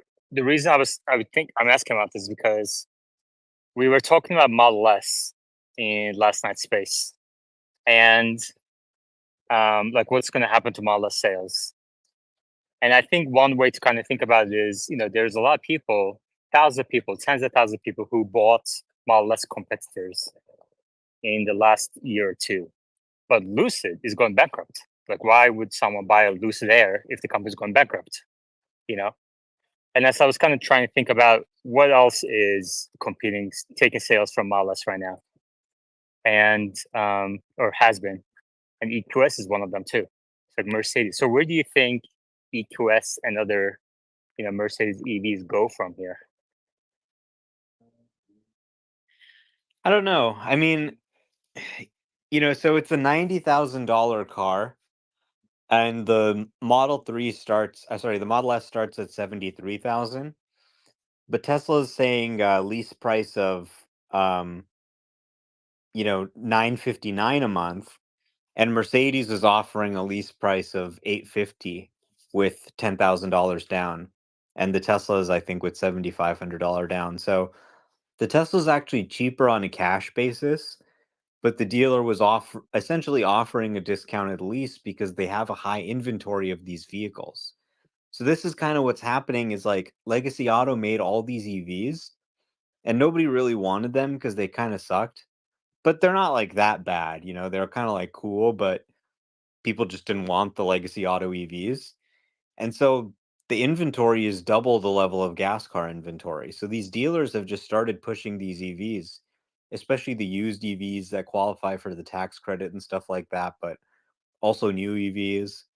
And they're just like, hey, buy this. And they're just sort of pushing them out there, and consumers are getting steered towards them in some cases. So a lot of times, I mean, they're just giving crazy deals and discounts that are better than Tesla, right? So they essentially gave us a better deal, lease deal on the EQS than Tesla was offering for a Model S. So I think that's kind of what's happening. And you have companies like Fisker who are going bankrupt and they slash the price of the car by 50%. This is a competitive environment that everybody sort of has to play in. So the EQE is a $74,000 starting price, and EQS is a $105,000 starting price. So is EQE more of kind of like kind of like E class Yeah, kind of thing? Okay, so right. Dan, do you think the new Model 3 will take some share from EQE? I mean, I don't know. It's hard to really say. I think they seem to be selling fairly well. Like I see Yeah. a few of them Yeah, around here. Mercedes sales are actually doing all right. Mercedes EV sales are actually doing okay. I don't know if they're profitable, but these prices are high. Like, so I don't maybe they think they're are. profitable. They've got a 118 kilowatt hour battery in the EQS, for example. So, I mean, they're almost certainly losing money making them, but I think consumers are generally liking them. So, if you're a Mercedes buyer, it's a good option and you want to go electric and you like Mercedes, you like all the little things. It's a Mercedes, but it's electric. So, it was kind of a natural shift for her who was also a Mercedes driver. Like that's the thing. Tesla's a very radical sort of rethink of the car user experience. And getting into EQS, it felt so antiquated because in my Tesla, I just get in, it automatically knows which direction to shift. I back up, I push the button on the wheel to change lanes, and then it auto cancels after I change the lane. Mercedes still has all these stocks. I'm like, oh, I'm like looking for the button on the wheel. I'm like, okay, I gotta push this stock to change lanes. And then I gotta push the stock again after I'm done changing lanes. So for me, it's like, whoa, okay, that's a very sort of jarring experience to go back in time. But for your average person, like old person who drives a Mercedes or something who's trying to transition, they don't have that hurdle of having to learn a new user interface, right? So it's kind of like taking that halfway step. Okay, you're making a big jump into electric, but we're going to keep everything else kind of familiar. Even though the Tesla might be better, people could argue, but there's just, it's kind of like the same reason people go to hybrids. They want to take a step, but they only want to take kind of a half step instead of a full step. But my theory is once they move to EV, regardless of what EV they move to, whether they get a Toyota BZ4X or an EQS or whatever, they're now more than twice as likely to consider a Tesla for their next car or for, a wife's car or a kid's car or whatever. So just getting people into the EV camp and liking it is important. The problem is a lot of these legacy auto EVs suck so bad that people actually give up on electric. Yeah. Yeah. Man, check this out. I was just Googling some EQS listings. Used. So we just said EQS starting price is 105,000. And obviously the BMW, Mercedes of the world, they charge an arm and a leg for these extra options and everything, right? So average selling price is probably 120 plus. And Yeah, and ours they gave us I for would actually 90. think, okay, I would actually think that honestly, Omar, the EQS might be profitable, at least on a contribution margin basis. But used 2022 EQS, guess the value. This is listing price, 11,000 miles. Used 2022 EQS, 11,000 miles. Yes. $70,000. Nope. 60. Lower. Lower. 50,000. Lower. I'm telling you. Fucking crazy. 45,000. $45,000. And that's the listing. You can probably get it for 40. Wow, that's right? crazy. That's wild. And these cars in 2022 were selling at above MSRP. Remember that? So Yeah. that's massive depreciation in 2 years. It's crazy.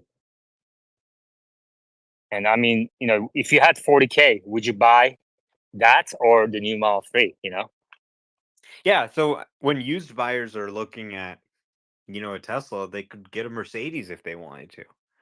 And probably a lot of people are like, hey, I've, always dreamed of owning a Mercedes or whatever.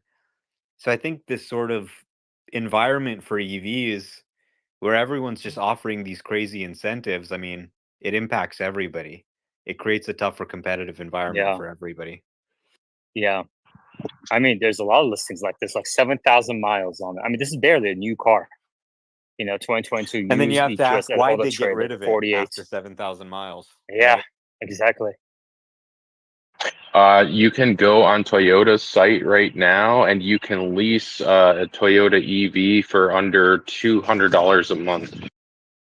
Yeah, they're giving them away practically. They're I just mean, giving that's them a away. great deal. That's a great deal, especially if you're somebody maybe who has bad credit or is just looking for a 3-year lease and doesn't have much money. You get to drive an EV, a brand new car, whether it be good or not, for 3 years for under $200 a month. That's insane. Yeah, but you're pushing a fucking Toyota. And Is your that what you wheels want? might fall I off. know. I'm not trying to push it, but I'm just saying that's what's happening, and it's going to lower prices of everything else. Omar, what does Kanye say about these things? I don't know. What does he say? Oh, come on. I'm drawing a blank. Half the audience right now is yelling at you. What do you think I rap for? To put a fucking rap for? I mean, the BZ4X is obviously famous for the wheels falling off. It's not a great car. It's like, when your mom tells you you can't leave the house to go to the party until you clean your room and you kind of half-heartedly do it. That's kind of like what the BZ4X is. They're clearly not trying very hard. It's not their best work, but they just want to point to something and show they did it. So I definitely wouldn't recommend the BZ4X. I would even recommend like a Mach-E or a Volkswagen ID4 over the BZ4X. And the Subaru Solterra, that's the same car with a different brand name. Whoa, have you ever seen the BMWs or the Volkswagens? Like their computers are worse than the Intel Atom chips. They're like running off a 2002 iPhone. BMW's got some pretty good EVs. I mean, they look good. The software sucks, obviously. But they've got some products out there which I think are good looking products, which is a big change from before. If you remember like their i3, it was insanely ugly. Now you can get like an i4 or an i7 or an electric version of a BMW that just looks like a normal BMW. So they now have an option there for their buyers too.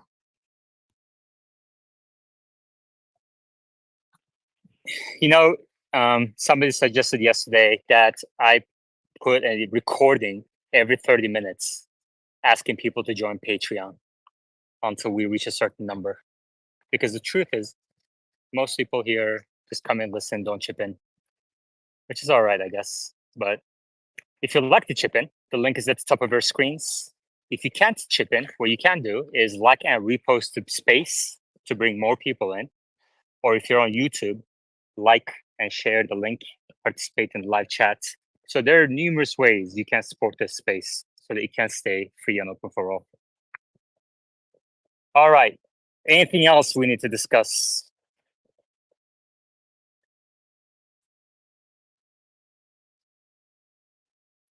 I'll go on the Mercedes earnings call and see what they say about their EVs, where they're going, because this kind of level of 60% depreciation for a 10,000 mile vehicle in 2 years, not even 2 years, is wild. That's not a sustainable program, obviously.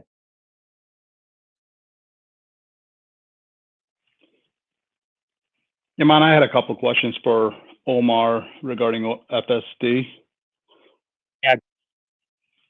So, kind of like what I said in my post to you, Yaman, was that my focus on Tesla as an investor. Yeah, let me just kind of set the stage here. I posted at the top Sure. ACDC's video. He has 2 videos, one at the top and one in a reply to that. And I sent it to Wes, which I'm guessing he might have seen it already. And he's our go-to person for edge case analysis, frame by frame. ACDC, go ahead. Yeah, so I'm not doubtful on FSD technology. I just purchased my FSD even before the end of the trial. I believe Tesla will get there. But as an investor, I'm trying to understand how fast will it get there, because I think the robotaxi is dependent on that. Okay, so my experience, and you can kind of see in those clips, I mean, this is literally the turn around my house. I live in a suburb of Chicago. there's tons of Teslas all around. Okay, so this is not a rural route infrequently traveled. This is like you probably have like 100 Teslas going through there every single day. Okay, and I've been on 12.3.3, 0.4, now 0.5, and I just got 0.6, so I'll try it with the 0.6. But this is an intersection where the car comes in, and it's a stop sign, T intersection, and it just kind of hesitates. It looks both sides. There's plenty of times there's openings, and it doesn't take the opening. And then it starts coming into the actual street, and then literally just stalls there. I mean, today's disengagement was, I literally, and that's in the clip, that it pulled in to the street, and a car literally just whizzed right in front of me. The guy had to actually veer off a little bit, and then I actually reversed it back. And this has happened repeatedly. Okay, so it's not just this case specific. My question is more so that if Tesla is collecting, shadow mode data and actual disengagement data and everything, then how long do these things take to get fixed?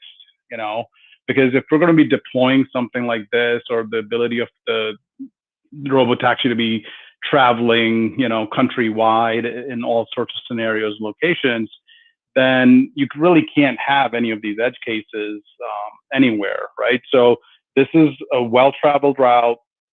I mean, Teslas have been going up and down this intersection for 10 years. They've seen it. I've logged in my disengagements and everything. So with the new neural network end-to-end and everything, how long do these things, take to get fixed? Wes. So the last part of your question with end-to-end neural nets, how long do these things take to get fixed? That's your question, correct? Yeah, he asked a couple of times. Yeah, cool. So, well, largely it depends. Like, we know that Elon has stated about it's kind of a 2-week cadence for retraining. We don't know if that's like the full foundational model, which is the end-to-end neural net that you're referring to, but I would assume that it is. And this disengagement data that you're sending back is used. They just evaluate it to see, what the priority of every disengagement is. They kind of bucket those, they classify them, and they try to determine like which ones should we fix, which ones, in other words, which of these clips should we put into the training data. They run simulation, you probably know all this, but it's largely 2 weeks now is kind of that turnaround. And every time they add more GPUs and hopefully Dojo chips, hopefully that will go down even further. My hope is that eventually it'll get to a week. Maybe if I could respond to the clip specifically, the run up to the stop sign looks pretty obvious. Like nothing unique about it. There doesn't look like there's any real like weird obstructions or elevation changes or odd angles or anything that would like throw the computer off. So I'm not sure what to tell you. If you could send me the Google Maps link, I can look in more detail because I'm always interested to know. If this is close to you, and if you can, take a video and just show the center screen with the map overlaid, because then I could, I could see the Google link, I could see where it is, I could see where the creep wall is, I could see how close the nose is to the creep wall, things like that, and what it's seeing and what it's not seeing. So if that helps, hopefully that helps you. I'll get you that information, Wes. So I think the answer is that they already fixed it, probably. And you just haven't gotten, 12.4 or 12.5 yet. This looks fairly normal. I mean, not everything is going to work perfectly. I could probably find a few places where it, is too hesitant or doesn't do the right thing and requires an intervention. But I mean, what I've heard from people who've tried the latest versions is it just doesn't mess up on anything. And it's actually starting to drive better than we do. So this version we have is very primitive, it's very slow, it's very hesitant. This thing is just going to drive supernaturally, just like a human, as they continue to get these new updates out. So probably in the next 12.4 or 12.5, you'll try it again and it'll just do it perfectly. And if it doesn't, then maybe you can report back to us and we can maybe try and figure out why. So that was my concern, Omar. So this is something that's happened for 1 month. So the 2 weeks These that West updates are tiny updates, okay? 12.3, 12.4, 12.5, they're all the same. They're just minor fine tunes based on some of the data that's coming in, I believe. So, for example, 12.3 has an issue where it tries to change lanes and then it goes back into the lane and then it goes. And it's really annoying. And it just keeps doing that. And 12.3 did it, 12.4 did it, 12.5 did it. Now, I could panic and say, oh my God, this is just some huge problem with the end-to-end system and they're never going to figure out how to make it change lanes properly. But we know that that's not the case because we've seen 11 and 12 and other versions make lane changes without doing that. So Elon commented on one of my tweets. He said, oh yeah, we fixed that in 12.4. The 12.3s are much more minor changes. The 12.4, the 12.5, those are more the results of a full retrain. So if you're not seeing, a major change in some of these little point updates, that's probably just a fine tune of the same base model based on the latest data. They're trying to optimize its behavior. But the 12.4, the 12.5, that's where you'd expect to see a major difference in a situation like this, I think.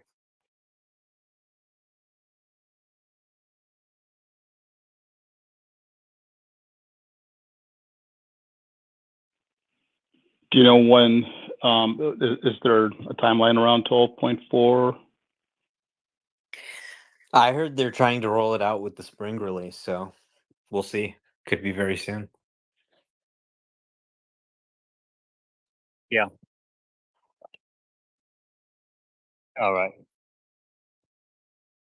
I just want to say thank you to B Peers 3 for becoming a value member and supporting this space. Billy Bob Joe is apparently a patron as well. Just liked one of the articles. Didn't know that until now. And the people who are posting, reposting, liking, reposting this space: Foreman, Nomad143, Habib, Neon Starter, and Thomas. Thank you very much. Wes, any thoughts on the earlier conversation around NVIDIA, Supermicro, TSMC, AMD, or any other company in that space? Nothing really new from me. I think you guys touched on pretty much all the kind of new things that are going on. Are you still holding your NVIDIA position? I'm not holding a position now. I've transferred things to Tesla because I'm now on day 16 of no critical disengagements.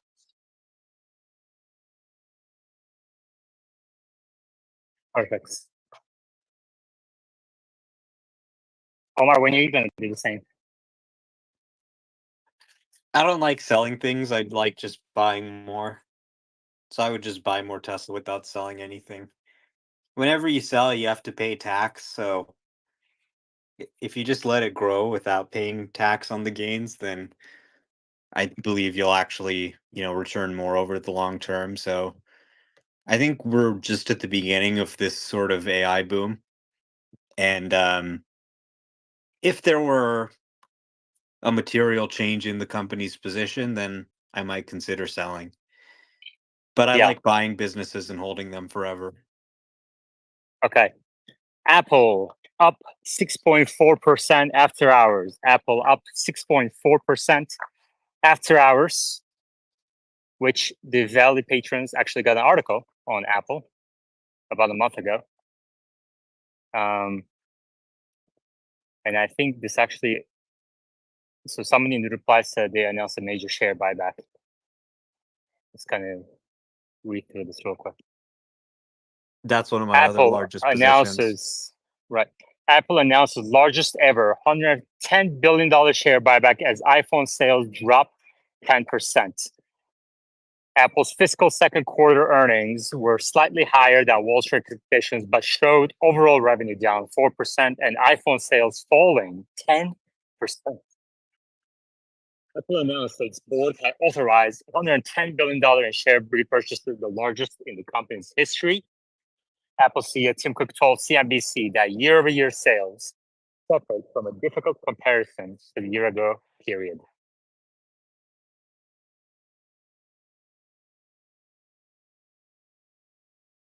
So interesting. Tesla sales down 8.5%, iPhone sales down 10%. Let's see if anyone writes that, it's the end of the world for Apple. I mean, I'm sure some people will.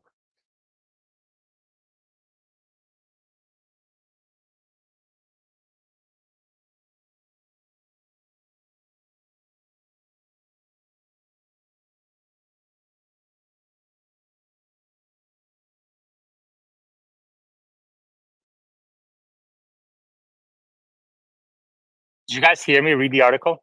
I think I got disconnected for a second. I didn't hear you. Yeah. Yeah, so they increased share repurchase authorization from 90 to 110 billion, 22% increase. iPhone sales down 10%, revenue down, I think it's at 5-6%, 4%. Revenue down 4%, iPhone sales down 10%. Tim Cook says it was a tough comparison quarter. Wes, then Yoda. What does the board think about the share buyback, the amount and the fact that they're doing it? I mean, it shows, I guess, their confidence in the company's future. But at the same time, I mean, do you guys share that confidence in the company's future? iPhone sales down 10% year over year. I think if the intrinsic value of the company is below the current stock price, okay, so meaning if the company's overvalued, that share repurchases destroy value, shareholder value. So I'm curious what Yoda has to say on this. Yeah, I hold some Apple, and it's really the equivalent for me. It's like holding cash that beats the inflation rate. And so for many years, I have been divesting Apple and then plowing that into Tesla, and I will do the same again after the today. I was waiting for today to get the pop because of the buyback, and then taking those gains and putting that into the next growth company, which is Tesla. The other thing that Apple informs me is when to sell Tesla. And it will be, decades or certainly a decade from now. But when a company starts to make products that really excites you, or cannot do that anymore, you look at the Vision Pro as an example, the failed car project. This is a time where it's basically a cash cow and you can treat it as such, but you have to start looking at the next thing. So I'm very glad that while I still hold Apple, I'm basically in a downward divesting for that stock. Thank you, Yoda.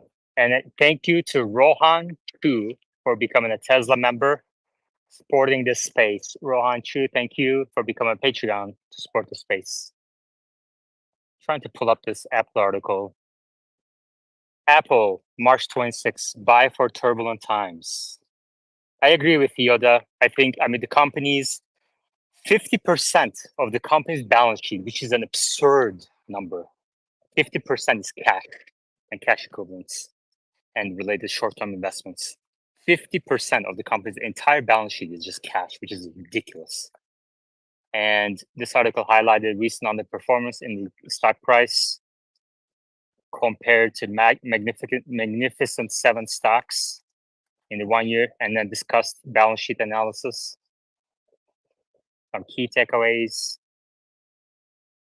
Talked about services revenue, dividend growth, and safety, the DOJ lawsuit, slightly, and then Ultimately, while Apple's recent stock performance raises short-term questions, the company's robust financial position, deeply integrated services model, and commitment to shareholder returns suggest sustained value for long-term investors. Market downturns often present opportunities to acquire quality stocks at attractive price, and Apple may be one such case. So this was March 26th. This article I submitted to Seeking Alpha and they rejected it. And I said, you know what? I'll just publish it on my own platform. Take that. Wes? I forget what debt position Apple's in. Is it fairly large or not large? They have some debts. I mean, they take, obviously they have a very low cost of debt. So they take advantage of that. They return to company to shareholders through buybacks and dividends. Term debt as of last quarter, December 30th, was $95 billion. Term debt, non-current term debt. Yeah, Apple But there's some obviously. more in current liabilities, obviously. So on the current liabilities, that would be, there's some, term debt on the current liabilities, 11 billion. Non-current liabilities, meaning more than 1 year term, is 95. So that's a total of 106 billion in term debt.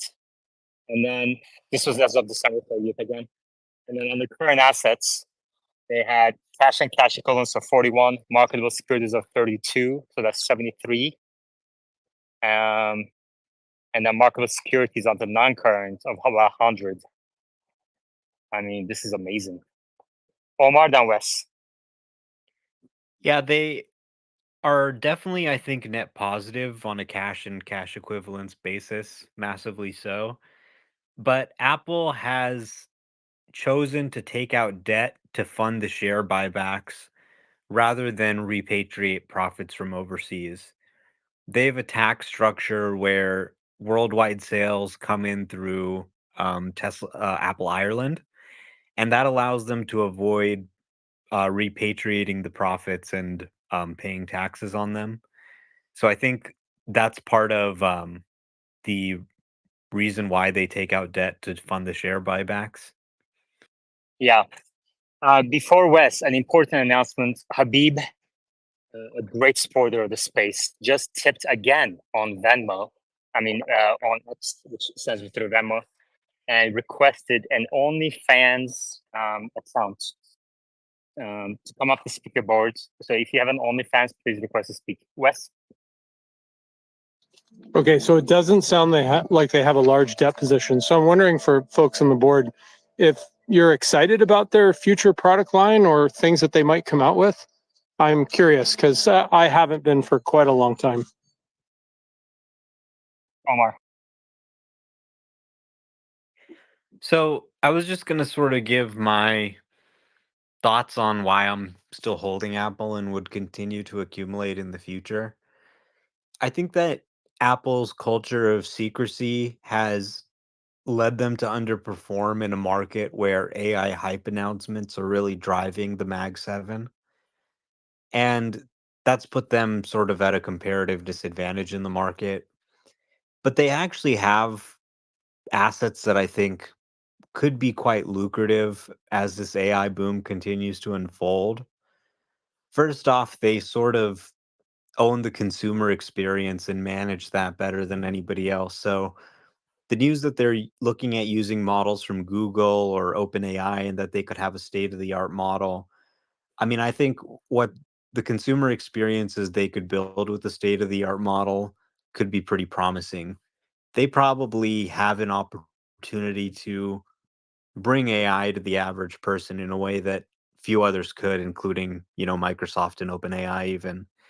So I think that's a little bit underappreciated by the market. And they've got a big developer conference coming up in June. They got an event this week for iPads, I think, and they've got a developer conference coming up in June where they're going to show the latest iOS with a lot of these AI features. The second thing that I think is underappreciated is their chip business. and the fact that they create their own Apple silicon chips and that they've had a neural engine in them for many years. So these chips that are built into the iPhone and every Mac and every device they make can hardware accelerate neural net inference, which makes it possible to use these machine learning models on the devices for a ton of things. And you don't have to go out to a server to have these AI models run. You can actually run them directly on the device. Like I can take my MacBook Pro and I can download, for example, Llama 3 and inference that locally, and I can do it very fast because of these Apple silicon chips. As AI has become more and more important, I see them pushing even harder on this on the Apple silicon front and creating a really great inference chip that enables some pretty amazing on-device capabilities. And I think they have the ability to do that better than other device makers. For example, Android device makers that are using third-party chipsets that they didn't develop themselves. And I think there's a potential for them to actually invest more into servers and even training compute, given that they have a pretty strong in-house silicon team. So the market may be underappreciating some of their opportunities to capitalize on this AI boom because they've been kind of quiet about it. But they do have some significant assets that, I think are uh, potentially very lucrative in this AI boom.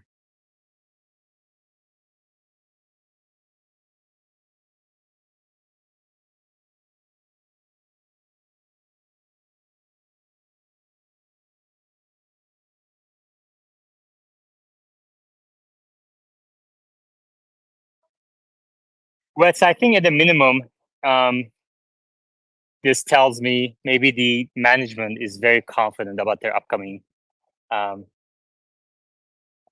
event. Don't you think? Yeah, I would assume so. I'm still just not seeing the innovation at Apple.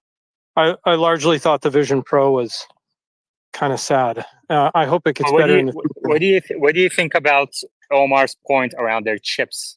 The M1, their M series chips being a huge leapfrog Yes, for their I agree products, with and that. I feel it with their MacBook Pro and everything too. Yeah. Totally. Yeah, I lost an engineer at Xbox to their kernel team, so I'm very familiar with how good their chips are.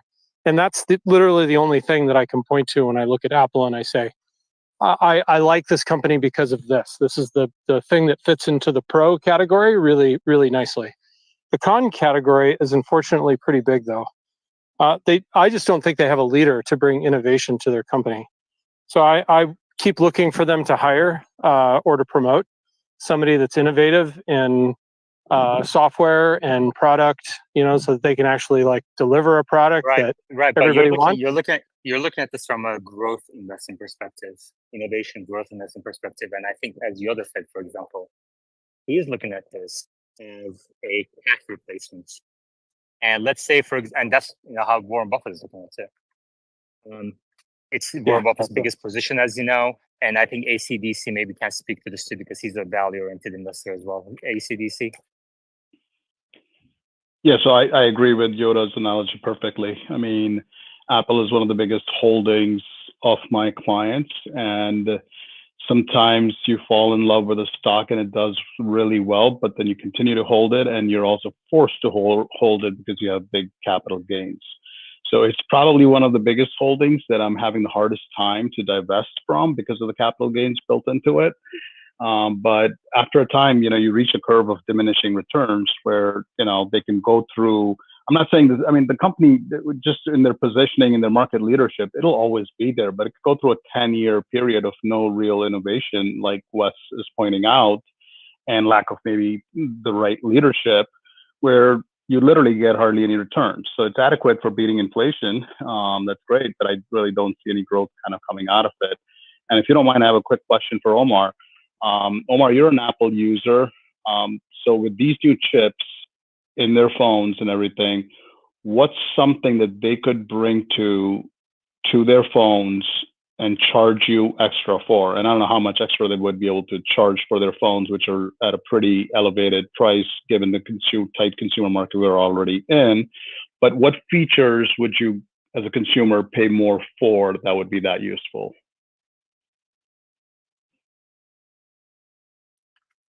I don't know. I mean, I guess they're going to show us, but I think Apple is a dream business. They, two companies run my life. That's Apple and Tesla. I am using Apple products all the time. I'm talking to you on an Apple product right now. It's responsible for making my sound quality look good, maintaining the network connection. I've got an Apple device strapped to my wrist, measuring my heartbeat. Every transaction I make with Apple Pay, which is how I make most of my transactions, Apple gets a cut of that. There's, a growth business, and then there's something like Apple where they're just a monster. And if you look at like their Vision Pro, it's very interesting having tried it. I returned mine. It was very innovative. It just flopped because it sucked. It was too expensive. It was heavy. It was uncomfortable.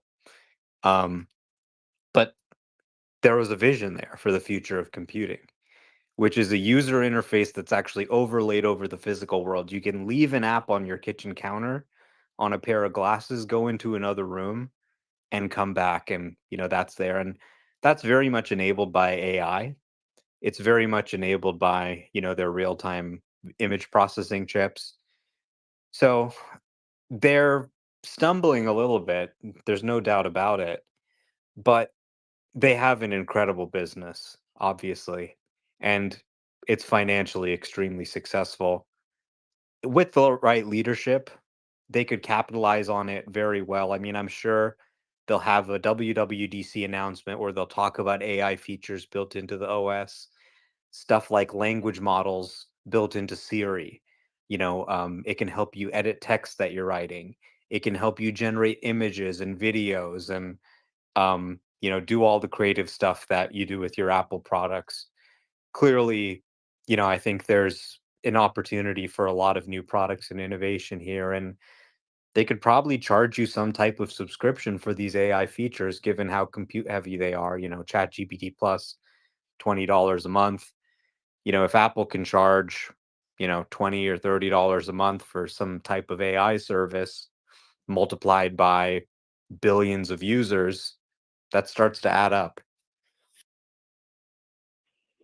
Well, see, that's my point exactly, is that will the consumer pay extra for those features? I use a Samsung S23 Ultra.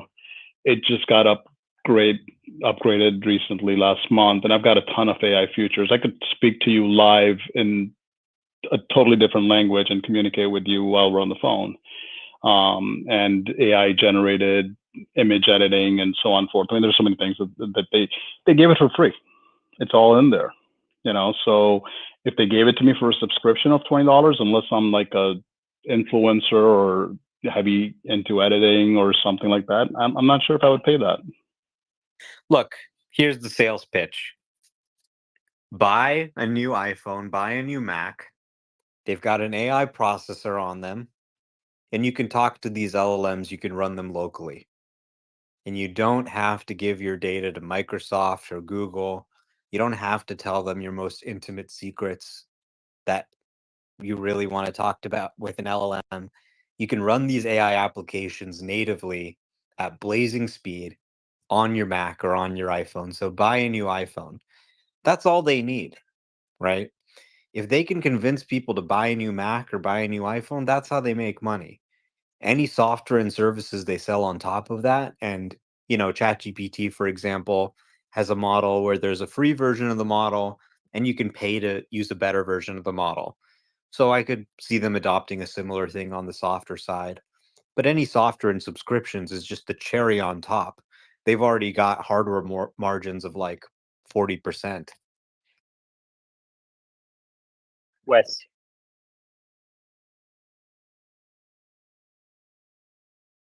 Yeah, I'm sorry. I'm still not hearing the real value of Apple. I think the only thing for me that for Apple as a value company would be that they do have a very strong hardware and chip org, but everything else I feel like suffers, and it's kind of laggy, and they're just like a follower. So yeah, I get that it's a good investment for people that want to just hold it as cash. But I can't imagine putting any of my money into Apple. I don't want to hold it as cash when I know that another company is going to out innovate them, 100,000 times more over the next 5 years. 100 times more. 100,000 times more. Sorry, Would you like 100 to would you 1,000 times more. oh, Just to be gotcha. clear. Would you Sorry, like to walk I'm us not would you like to super would you like crazy. to would you like to walk us through your math? Math, sure. So, what does Apple do today? Apple sells phones. That's how they make the majority of their money. Unless something has drastically changed in the last earnings, that's still true. And why do they make money on their phones? Because they have a walled garden and they keep right about in line with other phone tech. So, like the other speaker was mentioning, Samsung keeps up, Google keeps up, Android keeps up. They're largely very the same. And so I'm not seeing this differentiation in why you would pay, $300-400 more for that device. So I feel like that business is going to not do well in the long term. And they just haven't innovated another business yet. They tried with the Vision Pro. I don't see that making any money. I don't see them making money on watches, tablets, their Mac line. Like, I'm not seeing the profits coming in over the phone. So I don't see them growing that. So I feel like as a business, it's diminishing over time. Whereas I think we all know the business model for Tesla is soundly in the AI camp, and I feel like they're going to deliver. So I can go through that math if you want to, but that I think Yeah, it's but you pretty did, well but you known. didn't. Yeah, but you didn't say hundreds to 1,000 times. You didn't reach a point. I mean, are you kind of being just, are you exaggerating?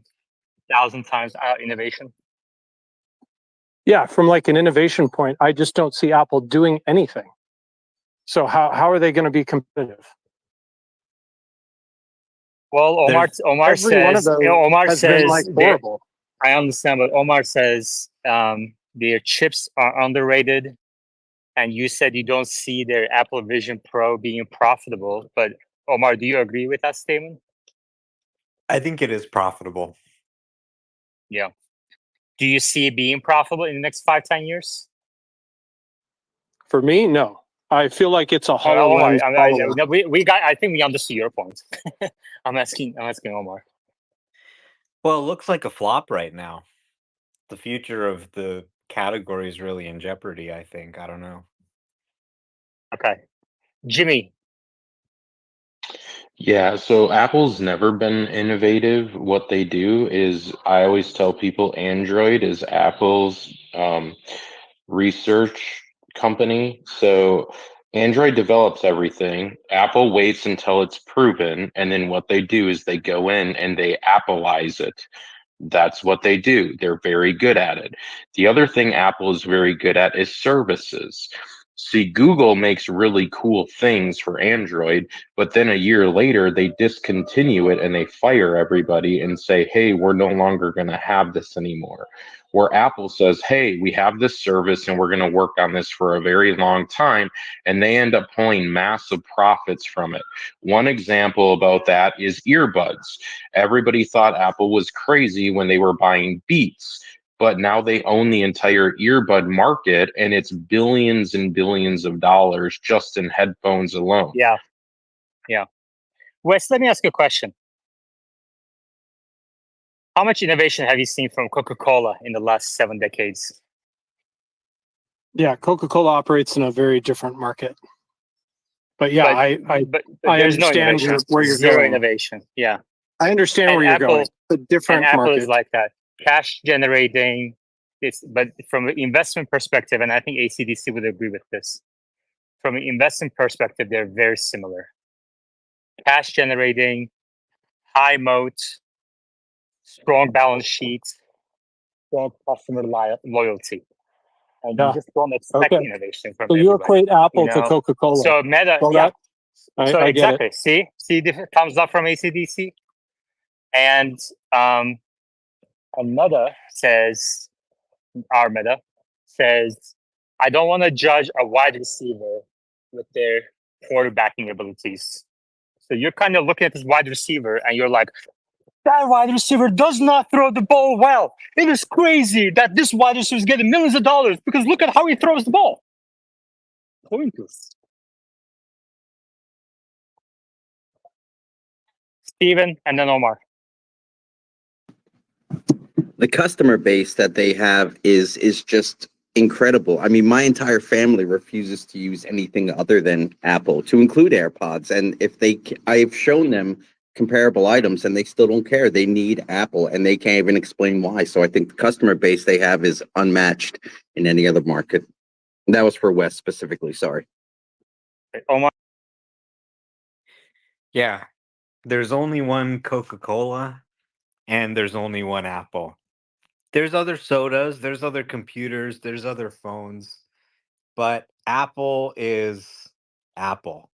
You know, everything in my life is Apple.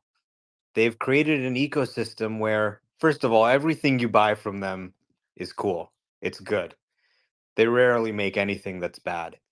And the more stuff you buy, the easier your life gets. Okay, you got the Apple AirPods. Well, guess what? They're going to automatically pair to your Apple phone, and they'll automatically switch between your Apple computer and your phone. And your Apple phone can AirPlay to your Apple TV, right? It's not that it's anything special, but it all just works together. It just saves time setting things up. You don't have to pull your hair out. And people just have a sentimental attachment to it. When I got that first iBook G4 when I was a kid and we were using Windows, and my dad said, okay, we're going to try and write a Mac version of our application. And I got that iBook G4. That was one of my first computers. A lot of people, even going back to the Apple II, that was what was in their schools, or the Macintosh. And, you know, it's got like a Unix environment. It's great for software development. We just have so much knowledge of like how to use these computers, the systems, the details, like sentimental attachment, that it's really just this huge intangible value that I think you really can't quantify. Wes.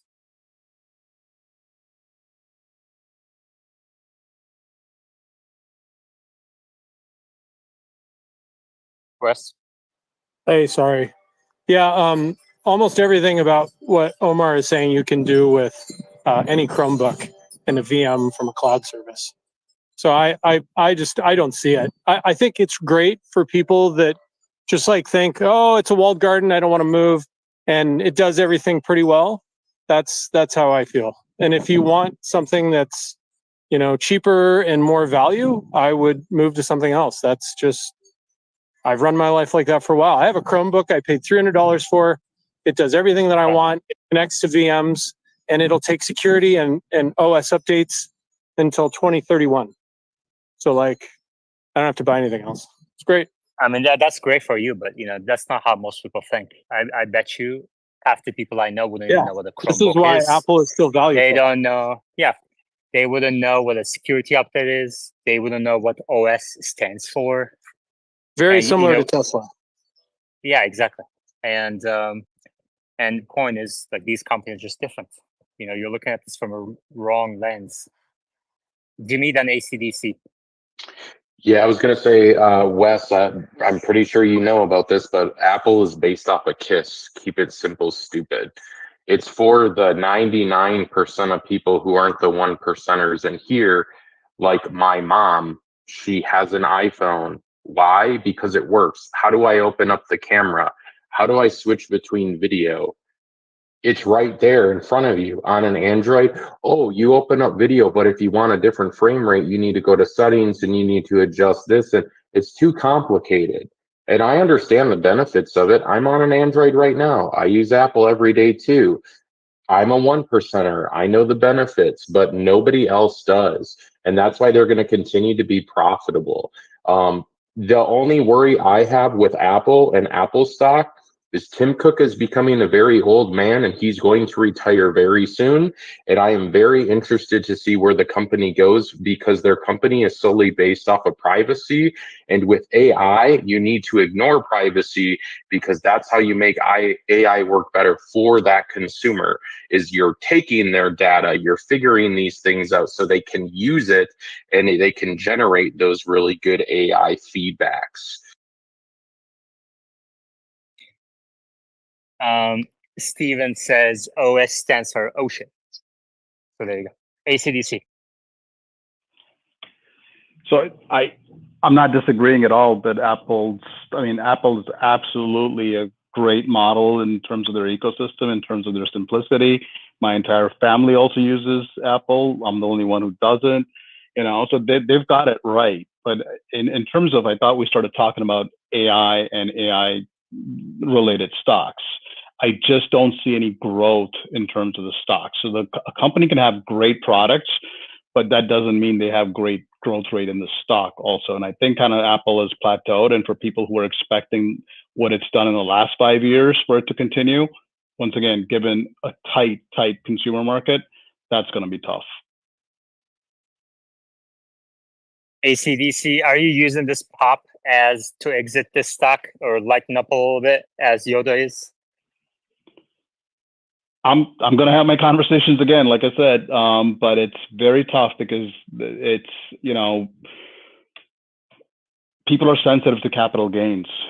And especially when it's tied emotionally to a stock like Apple, it's hard to convince people, and a backdrop of a 5-year performance that you receive from a stock like that, it's hard to convince people. They don't understand AI. They don't understand growth cycles. It's very, very tough, So, but yeah, I'm going to continue to have that discussion.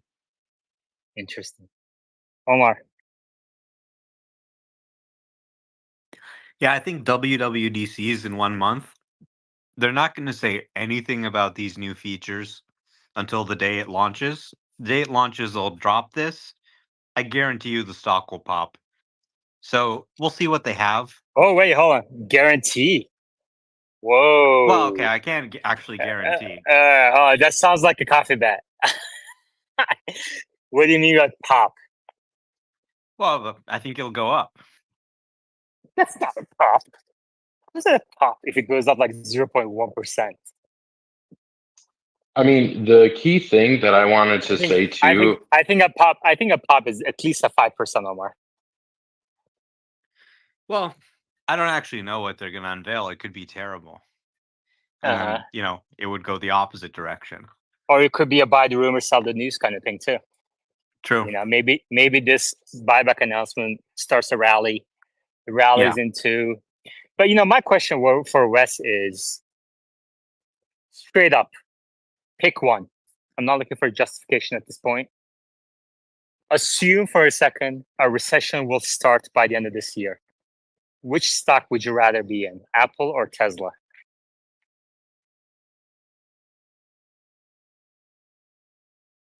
Tesla, obviously. Okay, why? In a recession, I think they're going to offer a product that has more value than Apple. So I think people will buy that versus the Apple product.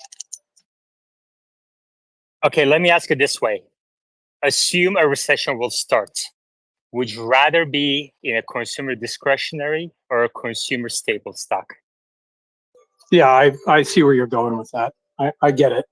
I just feel like the recession starts, robotaxi launches, it's the cheapest form of travel. People stop buying cars, people take robotaxi rides, Tesla dominates. Okay, so you think robotaxi service will start this year? Oh, you're saying the recession starts this year? Yeah, by the end of this year, I said. Yeah, how bad is it? How bad is the recession? That's what will determine the tipping point, right? The inflection. Let's assume somewhere between 2001 and 2008. Sorry, what were the numbers that you said? I missed that. Assume something between the last two recessions, between 2001 and 2008. Oh, you're saying I thought you were saying 3,000. I was like, what are you talking about? Okay, yeah. So it's not as bad as the Great Recession, but it's worse than the tech bubble pop. Yeah, well, people stopped buying cars. That was really clear. So I think they're also going to stop buying very expensive computer products too. Sorry for the chimes. Yeah, so I actually don't think I think iPhone is more of a consumer staple purchase, not a consumer discretion, and I've been saying that for more than a decade, actually, even before Warren Buffett started saying it. I actually went to our value teams at my last company, Delaware Investments, and talked to them about Apple before Warren Buffett got into it as a value stock, because at that point it was seen as a frailing growth stock still. And I was like, this is a value play because it's a consumer staple product, not a discretionary product.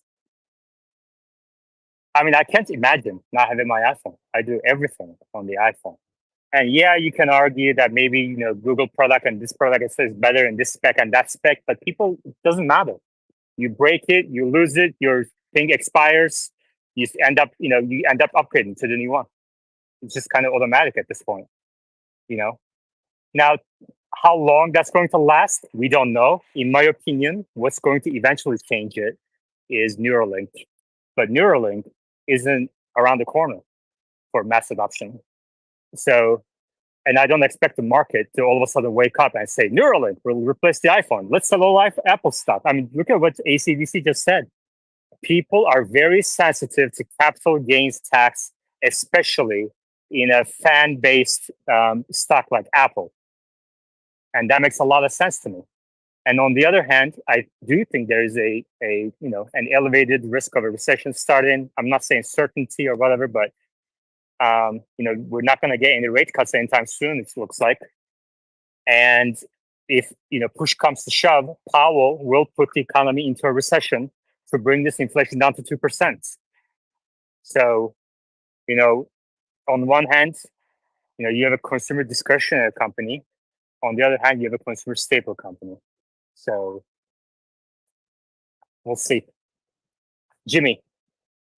Yeah, I was just going to say it was a staple as well. I mean, when recession hits or bad times hit, people have nothing to do but go on their phones, create things, go on Twitter, talk. Like, you need your phone for everything. Like, go try to find a job and not have a phone on you. Like, good luck. Like, you're never going to get hired. You're not going to be able to communicate with anybody. We use these phones for every single thing, and Apple owns the American market. The other thing I wanted to say was, Wes, I love that you're on a Samsung device, but if you read the fine print, all those AI features that you have in the latest update, those are all going to get charged for. They go away at the end of 2024, and then you have to pay a monthly fee because they need to pay for the compute space. It's not theirs. ACDC.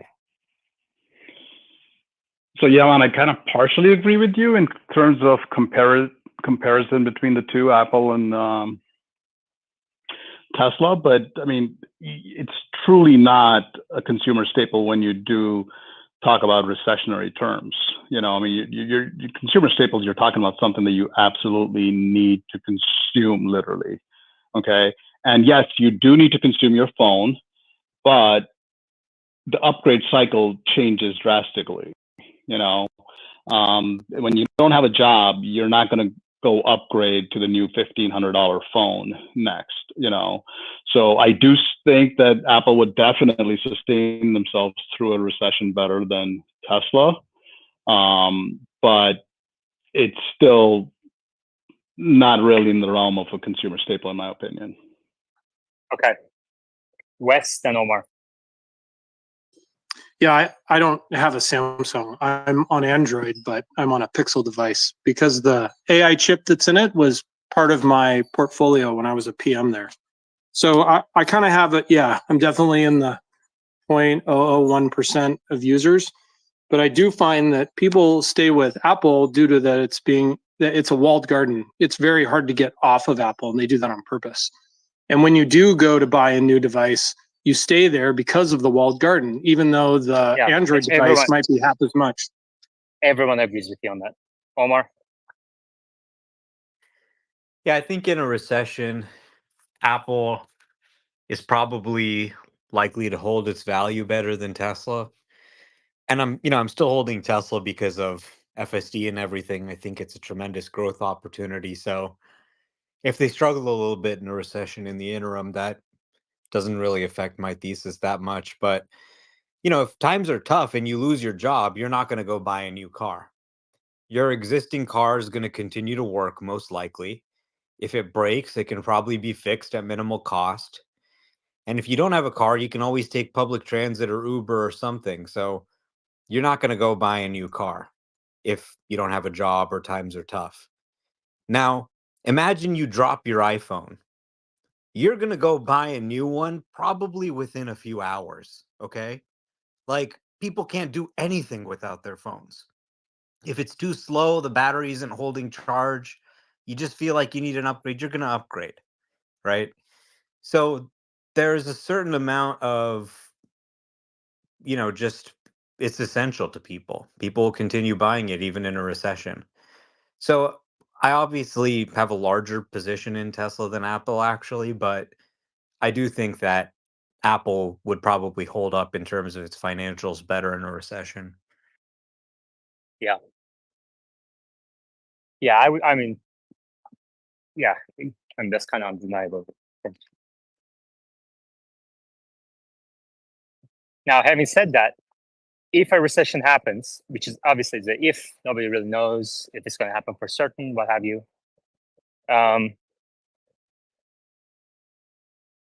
Just imagine all these Me Too EV companies with subpar products and overpriced going under. Coming out of the recession with lower interest rates, Tesla's demand will increase quite a bit, way more than Apple's demand. I think iPhone is a terminal decline. Okay. So it's more like Yoda said, it's more of a cash replacement. And you obviously would rather be in cash going into a recession than any stock, really. So, but I agree with everything Omar said in terms of long-term value proposition. Tesla is the undeniable better option in my mind. Xander.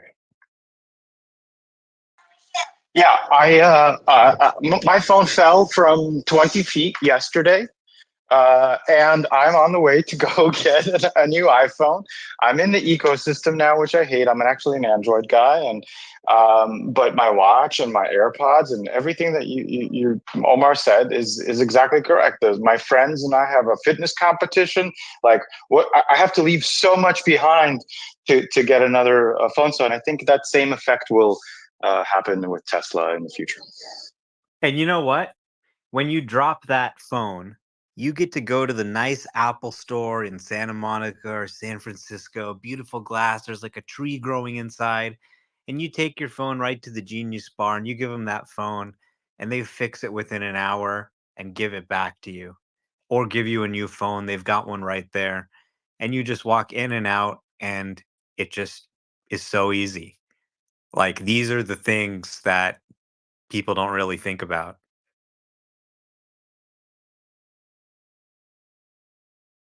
Apple Care is underrated. It brings in millions, Yeah. if not billions.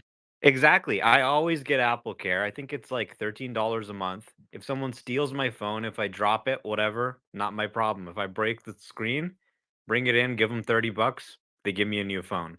It's great. Wes. Omar, how much money have you spent on Apple products in the last 10 years? Ballpark. I've probably bought pretty much every product they've made. So you do the math. It's probably a lot. 50, 60,000 is my guess. I don't know. I haven't counted. It would probably be depressing if I added it all up. But now they don't even make me pay. They just say, put it on your Apple Card. Ooh, 0% interest. Just $20 a month. Imagine all the Tesla stock that I've invested in without buying Apple products. Apple products make me happy. I get the phone, I take a picture, I take a video, I upload it to social media. That's how I make money. My entire job and life is run on their products. I put in the AirPods. They go, oh, we got these new AirPods. They sound better. I put them in. They sound amazing. They cancel out noise. They make my life better. They make me happy consistently for a decade. That's why when they put out a new product, I say, let me buy that. Maybe it'll be good. And, even for the Vision Pro, which kind of sucked, I bought it and I returned it. But I took a look at it because they have a history of making cool stuff. And honestly, that was pretty cool too. But it just kind of was pointless. Well, I'm staring at my Cybertruck, and I'm sure you'll be in yours too soon. And I love the fact that my investment in Tesla obviously paid for that. And that money most likely came from money that I didn't spend on Apple. So thank you for buying my Cybertruck, not investing in Apple stock. That was the weakest. That was the weakest attempt at spin I've ever seen in my life. Anyway, Well, I all mean, right. you said you worked on the phone that you have, so I think, it's understandable, but the Apple wall garden is nice and fuzzy. It's warm in here. All your friends are in here. You're all messaging each other with blue bubbles. Who wants to leave? The water's warm. Well, at least we agree on Tesla, but I'm happy to be the Apple bear in the room.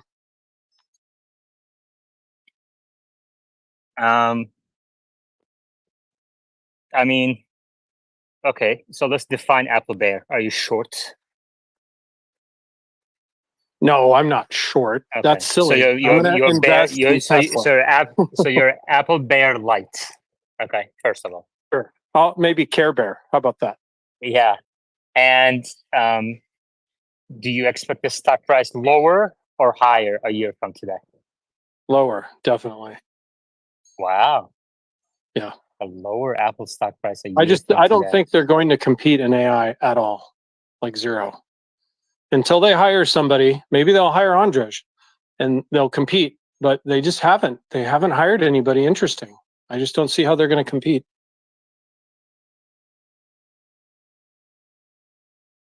Interesting. Omar, what do you think? Lower or higher stock price a year from today for Apple? I think a year or even a month from today, people will understand their AI strategy a lot better. And frankly, they have a lot of technology that's overlooked, their chips especially. And they have the opportunity to bring AI to the masses in a way that I think few other companies can. So I do think the stock will be higher in a year or even in a few months.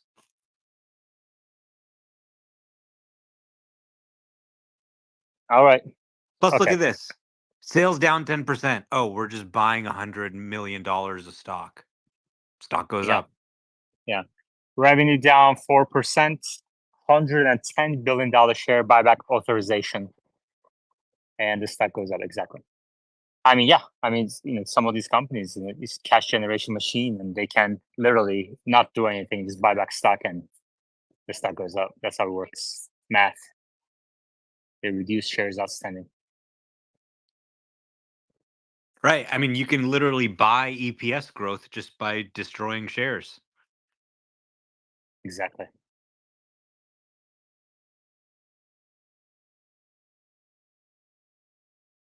Joseph. That's not a sustainable business strategy, though. I mean, you obviously know that, but I'm kind of with Wes here. In the medium term, I don't think Apple's going anywhere, but they're no longer the real innovation's gone. And until they prove that they can bring Yeah, it. Coca-Cola. We already established this. I don't know if you just joined or something, but No, Coca-Cola I've been has listening the innovated whole for. time. Okay, so then why are you repeating the same points? Like I'm not conversation repeating needs the to same move. points, but you cut me off.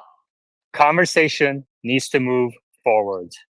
If a point is made and a counterpoint is made that makes sense, that addresses that original point, don't request to speak to make the same original point. That's a waste of time. That's not conversation. That's not debate. That's a waste of time.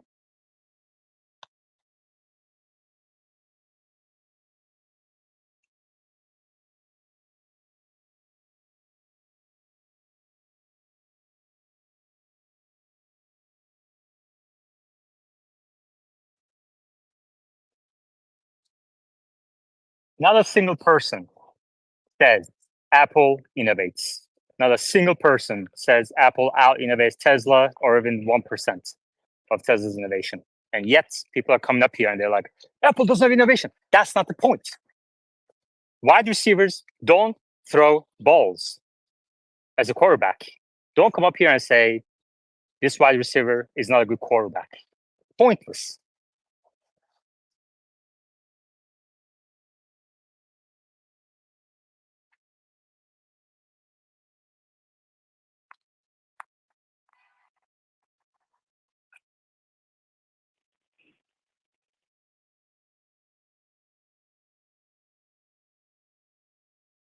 ACDC. Here's something I'll share, Yaman. You're kind of I know you're talking about it in terms of expecting, or maybe there could be a recession year end, early next year or so. But here's something that I'm looking at even before that. Okay. I mean, before you see a recession in print, okay, look at what the consumer is doing. And I'm talking about the mass consumer. Okay. I'm not talking about our first world problems here. You know, I drop my iPhone and I go to the Apple store and I get it fixed. Yeah, we can do that, you know, but if you talk to the mass consumer, they're really, really tightening. Okay. McDonald's, okay, is a big example of something like that. Okay. Look at Starbucks, you know, which you could even put a little bit higher up on that. And they're coming up, you know. So I think the consumer's already started to tighten. Okay. So you don't have to wait for that print, the recession in print, for the writing to be on the wall. That's my point. And that's why I think a lot of these products are going to struggle because of their upgrade cycle and so on forth. Well, what evidence do you have that consumers tightening? Because retail sales are strong, general merchandise sales, retail sales growth. Are you talking about just the general area? I mean, here, Starbucks just came out with horrible earnings. No, I'm talking overall macro level. Yeah, like, I don't know, macro level of what? Like, are you talking about the just retail general earnings? I mean, I don't think the consensus has been out yet. I mean, all consumer advanced retail sales, retail trade, 613 billion last read, highest ever.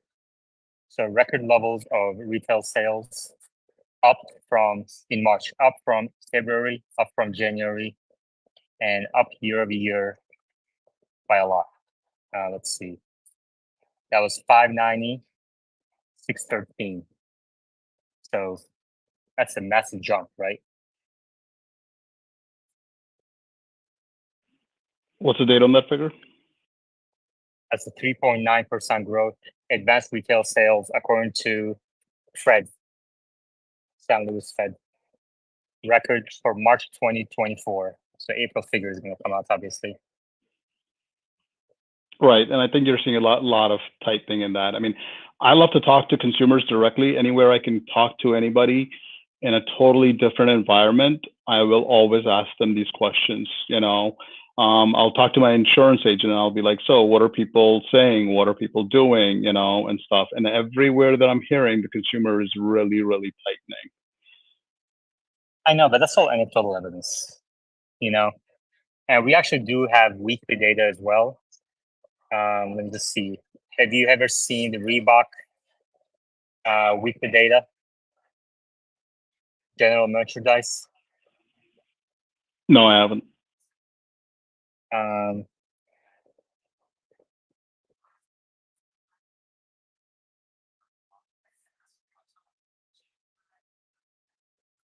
Let me see if I can find it real quick.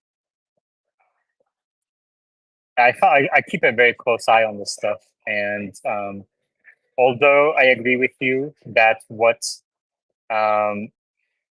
you know, Starbucks and a bunch of others, a handful of companies announced are concerning in terms of, you know, their sales, but those are company specific micro level, you know, and then anecdotal evidence is good only if it's like, you know, you have thousands of data points and it's diversified enough to represent the population, you know, but we actually have weekly data on this stuff. So I think McDonald's and Starbucks are a pretty good gauge that across the country.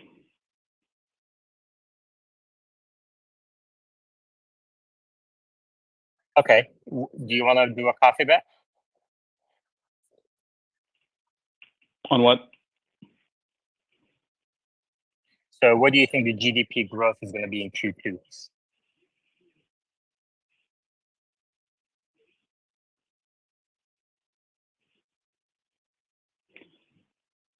I don't want to do a bet on GDP growth. Let's do a bet on, I mean, like I said, the consumer that a recession, we're going to head for a recession. So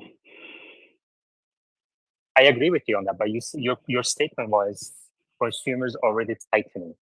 So that's present tense. So do you see any data to forecasting?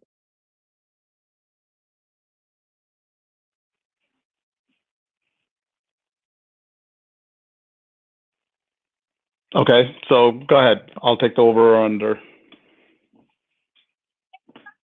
I guess I'm just asking, like, is it just anecdotal notes that you're seeing, Starbucks kind of thing, or like, for example, did Starbucks announce same store drop in sales?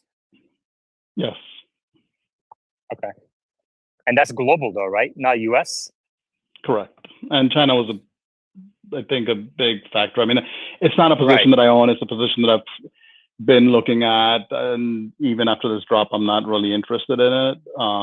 But yeah, it just kind of added to more red lights. Gotcha. Let's see how we can devise this coffee bet. You don't have a coffee bet, do you? This is going to be your first. My first coffee bet. Yeah. It's always the first time. Today's your lucky day. Let's see. Check this out at the top. The US consumer, this is from 2 days ago.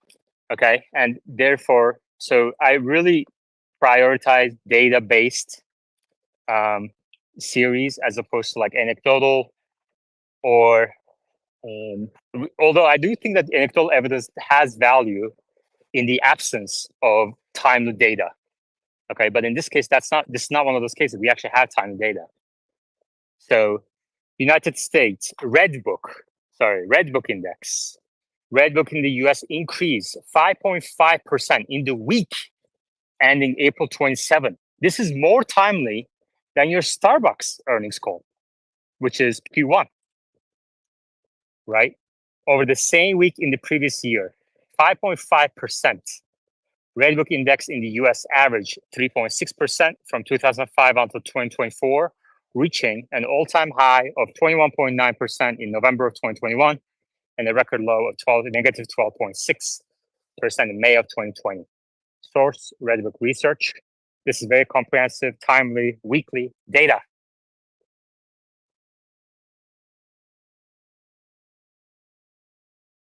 So, what is your evidence that the consumer is tightening? Like I said, I look at a lot of different things and call it mostly anecdotal, but that's what I'm basing it on. So are you saying we're going to, what do you think for second quarter GDP? Well, GDP now by Atlanta Fed does a really good job, I think, estimating. I mean, when this service started, I remember about it, a while ago. I think it was more than a decade ago they started. For the first couple of years, people were making fun of this tool, and over time they fine tuned it. And for Q2, their current estimate as of May 2nd is 3.3%. So something around 3% is very strong growth, which is exactly what Powell also said. I think there's a possibility, higher than expected estimated possibility of a recession started by the end of this year, but not now. We're not in a recession. And I don't see, the only problem I see on the consumer side, okay, is credit card balances are rising. Okay. Credit card balances, past due balances, delinquencies, especially for the subprime credit buckets, are worsening. But it's an assumption to say this will spread beyond the subprime level, because currently the Fed's expectation, and I think this is also the market's expectation at this point, is that elevated wage growth, real wage growth, will allow consumers to kind of work itself through these delinquency issues. I think that theory will run into a problem by the end of this year if rates stay high. So I follow these topics very closely on Macro Analyst, and I publish articles daily updates to macro to value patrons on Patreon. If you're interested in this kind of topic, sign up for value Patreon. Trust me, I'm looking really hard. I'm looking really hard to see where my thesis can be wrong, because I really messed up in 2022 on the macro fronts. And you all remember Tesla will triple, gross margin estimates. The primary reason that didn't play out, the interest rates surged. And I'm like searching, what did I got wrong? What did I get wrong? And how can I not do that mistake again? So this is really my primary focus at this point.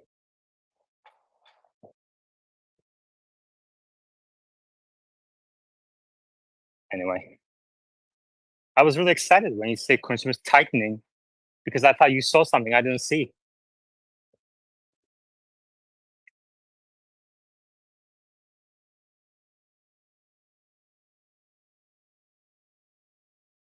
All right, this space has been going on for almost 3 hours. Any final thoughts from the board, speaker board? Otherwise, we're going to close the space.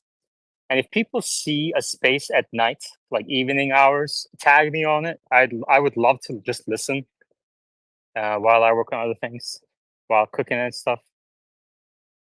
I really love to kind of just listen to spaces sometimes, check out and just kind of hear conversations, especially Tesla related. Anyway. So today we talked about Rivian at the beginning. Rivian had an announcement, the stock popped 10%. We went through the announcement, analyzed it, did some real-time research, and I think we came to a conclusion above and beyond what the market estimated very quickly. That was really cool. Then we talked about Tesla quite a bit. Then we talked about Apple quite a bit. And then towards the end, we talked some macro. You can go to YouTube and watch 2X, or after the space ends, you can rewind and watch, listen on X as well.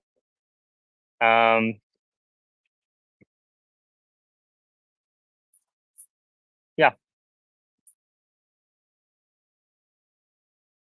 So let's call it a day.